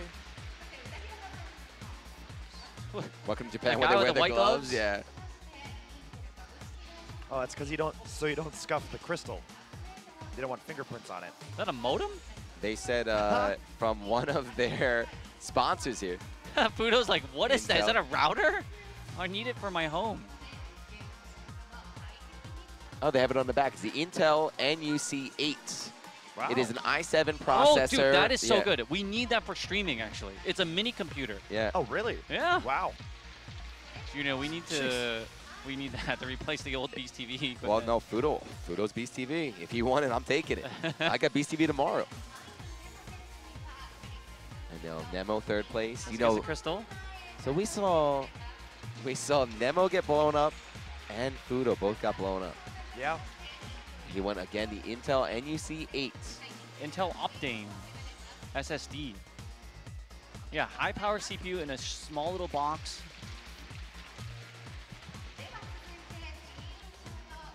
And Now Fudo, second place. All right, let's hope. He's got to be feeling a bit disappointed with himself. I wonder if he gets a little bit bigger of a crystal award. No, it's the same. He gets a bigger monetary award, though. That is true. Did they give him the mini PC? Got the PC there. Oh, okay. All right, we got to experiment with it. I will be asking him for that tomorrow at Beast TV. Give me that modem. Tell him there was a modem. Yeah, I'll be like, no, it's oh, he's nothing. still reflecting on his loss. And now, the champ, the murder face. Let's see this crowd pop. Give him that shield, baby. Give him that shield. What a lovely trophy. Fudo's still thinking about the loss, contemplating what he could have done better. But perhaps no one on this planet was going to deny this man. And there's the big check. 50K. Yep. Ooh, look at the zeros on this. Is Monopoly money. 5 million. There's yen. no one that can say he ran off and stole that money. He earned it. He stole some souls today. And he gets a little computer there. The PC. Wow, they just snatched the prizes away. Yeah. Oh, got a monitor too. Ooh, Giga Krista. Giga Krista monitor. This is esports, baby. We got sponsors now. Today's event was on PlayStation, but you can play this game on PC as well. I think it's an empty box. Look at how effortlessly he's holding it. He's been hitting the gym. Who knows? What? PlayStation. Wow. I got the Pro. Okay, that's a Pro edition as well. How many terabytes are in that hard drive? I wouldn't mind a Pro. Ask him, right? Yo, send the DM, the line. He said, give me a time. Was that what he said before? You'd be like, yeah, let me get that Pro. He'll say, name a time. Yeah, so definitely earning his win out here and the trophy. The Shield trophy. And he's taking a picture of his trophy collection. He does not have any more room. He's no, he needs a nice fireplace to put that over his mantle. You can always just buy one with that 50K. How do you feel right now? Yeah. Super, the happiest of the happies in jubilation. Happy I can be. Mac.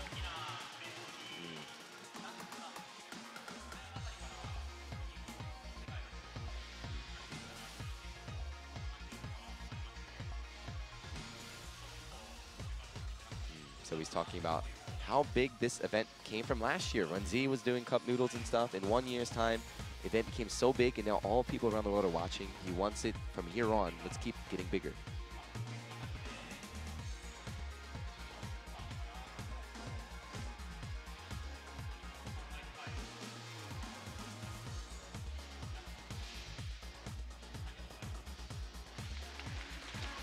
What a man of the people. Thanking them for allowing this industry, this game that we play, this passion that we have to become so big in the last few years.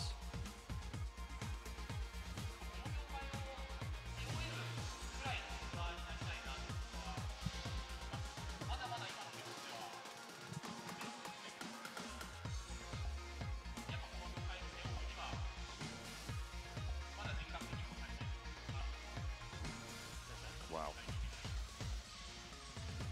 He wants to put the industry on his back. Yeah. Tokido carries FGC, but he said too, ever so humbly, that there's a lot of things that he still needs to do that he's lacking right now, but one day he wants to just put it on his shoulders and just carry everyone to a more prosperous, a brighter future. And you saw Uta Hiroba next to him just shaking his head, right? As He's Tokido like, yeah, spit that game. No, he was saying no. Tokido was saying, like, I don't have enough yet. He was like, don't, like, no, stop being humble. Like, you have it. You're the best. Oh, wait a second. Z, what were you saying? What? There was an announcement or something? Announcements of announcements? No All way. right, they're bringing Ono's coming back? on. Is he going to take the shuriken photo? Why could he possibly be on stage? He's got the Blanca out. Got a cool shirt.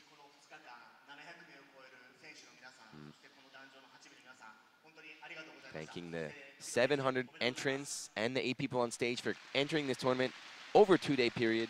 Not easy to come attend out here in Chiba. Yeah, so he said earlier on, I announced a Street Fighter League, but there's still something left. Still announcements. One more announcement before we go. And this is huge news for Japanese players, he thinks. Tokido's like, what could this be for the Japanese players? Please look at the screen. It's got to be a new Chun-Li costume. Hey, Tokido's in the video himself. Street Fighter 4. Look at those BP points. What is this, remastered Street Fighter 4? I don't understand. For mobile? Street Fighter Ultra for mobile? For Switch? Let me get it. Gekito. What? Ooh. What? Oh! Is that a Vuelix? Crowd is starting to make some noise. They're starting to figure out what it is. Is that a USB port? They're starting to figure out what it is. Figured it out. I've seen those before. Shoot, where have I seen those? Where have I seen the Vuelix before? The convenience store? Where? There it is. Arcade Edition is finally going to be in the arcades. Street Fighter 5. It said announced. Long have we waited for this day. Not to be determined. It is determined. 2019. Yep. The arcades, game centers will burn. We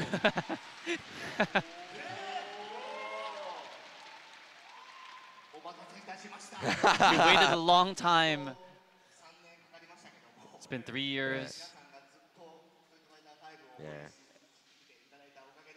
And you've been playing and supporting the game for this long.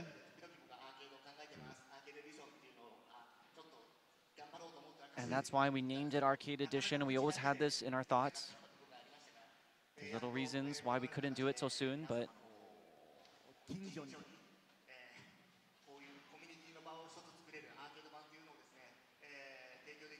with the power of the community, we are proud to present to you folks that have got us here, finally, a true Arcade Edition. Yeah, he's also thanking everyone because of the support, right? That is why he's able to do it.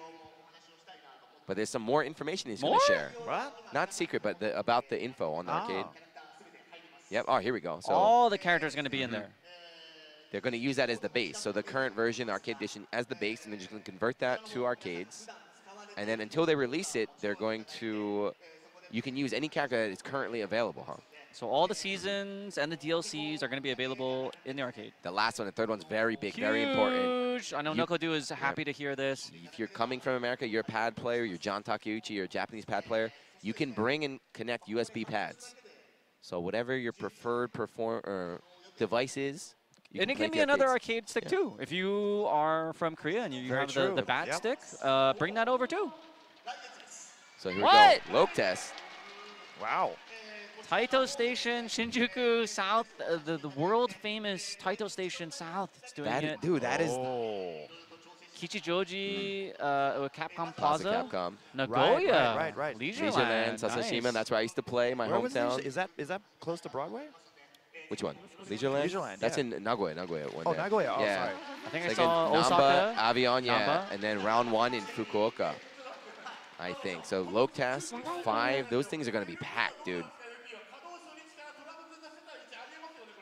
Yeah, people don't know, too. Now, even in Japan, the Street Fighter 4 arcade cabinets are still popping. Get plays. Still bustling. People love playing in arcade. Sometimes all it takes is the game in arcade. Yep. Okay, then I'll play it. Is it not? Then no, I don't want it. There's an entire arcade culture and a community that wants to be in a game center and play it on an arcade. It's not just about the game. No. This is going to definitely bring in a whole new wave of old businessmen, you know, after work. Right. Yeah, that's pretty big news. And of course, there are still some arcades in America, right? Around the world. Round 1. Yeah. So if you're looking, you're like, man, I wish we had an arcade to play in. Now you have your chance. So it seems like, yeah, that is the end of the announcements here. They're going to ask individual feedback from the commentators, the spectators here.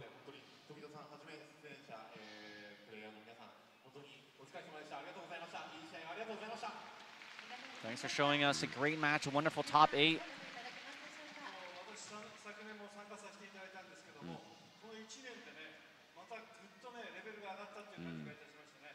He's explaining, so this guy was here last year when here's the host last year too. So he's saying in this 1 year, same thing Tokido said, this 1 year from last year when we were giving out cup noodles to this year with this massive stage, incredible massive crowd. Growth, yeah.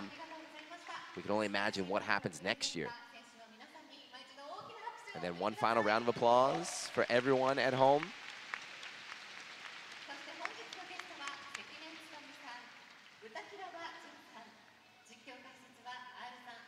Haru Harumko, the commentators over there.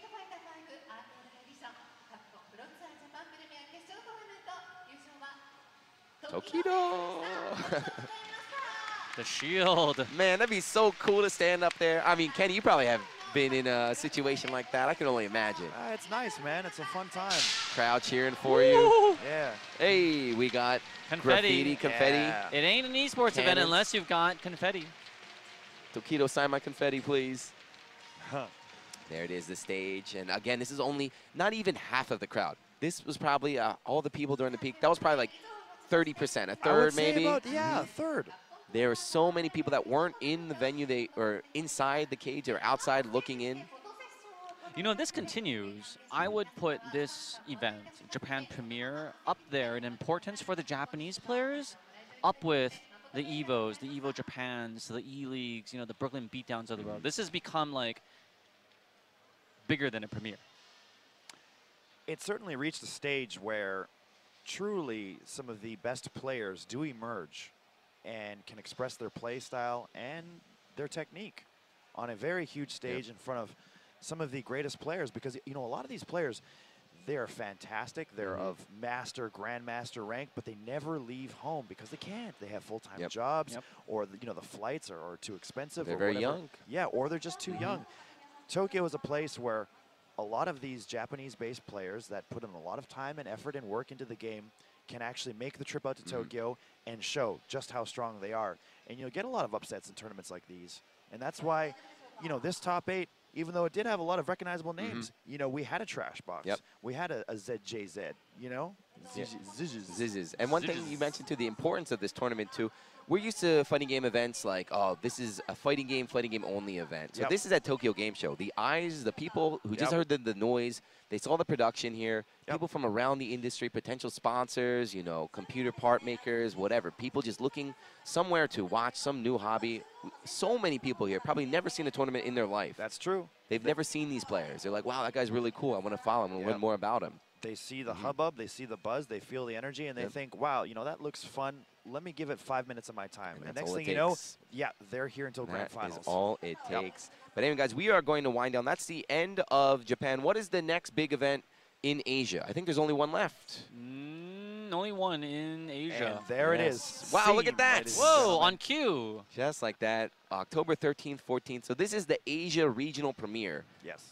So the seven players with the highest points in the region already earned the spot, and then we have a last chance qualifier on that Saturday. So everyone who's trying to make it into the Capcom Cup, these trash boxes you mentioned, they're going to be out there trying to qualify. I'll be there, Z will be there, and Kenny, I hope you can join us. I would love to be there, but only time will tell. I hope you can join us on the commentary table too.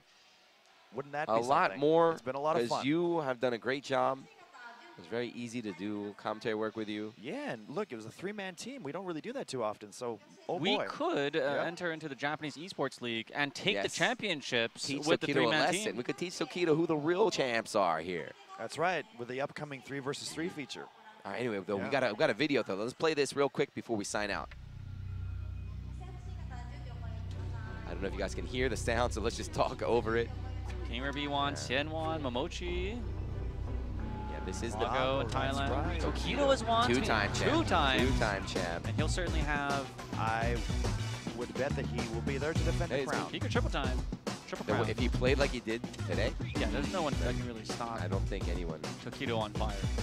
Tokido looking helpless earlier. But yeah, it is. What time is it now? 6:30 here. We got to start breaking down the setup, guys. A lot of production work goes into this. So you got to thank not just the players, the commentators, but everyone in the back there. It has been a huge undertaking, and those are the ones working the hardest. Yeah, I can't stress enough just how much effort goes into doing something like this. Again, this is a huge community effort to make this come together. This isn't this building and this setup wasn't put together strictly for this tournament. We are but a piece of a huge, intricate, moving machine. So for us to exist here on the stage in front of all these people, new fans, old fans, like you said, really, it's a real coming together and hopefully a great first step towards a growth and a movement. It's growing. We can see it every year. In order for that growth, to go back to your earliest point, this goes out to you in chat. Be kind, be gentle, be good to one another. The industry is in such a great spot right now, has a bright future. Yes. not just for all of esports, but for fighting games like within esports. And in order to take it to that next level, we need to also upgrade ourselves and you know, be nicer and better tomorrow than we were today. I can't agree more. We have it in us. We have the ability to be the best human beings possible, and all it takes is to be kind to one another. Yes. So Keto was not kind to Fudo in that grand finals. No, but you saw how humble he was at the end. Oh my God, they cut us off? Oh, I think it was me. Did you step on the cable? All right, whether you can hear us at home. I feel like we're in space, You're spinning still out good. in zero gravity. All right, Something they happened. say you can.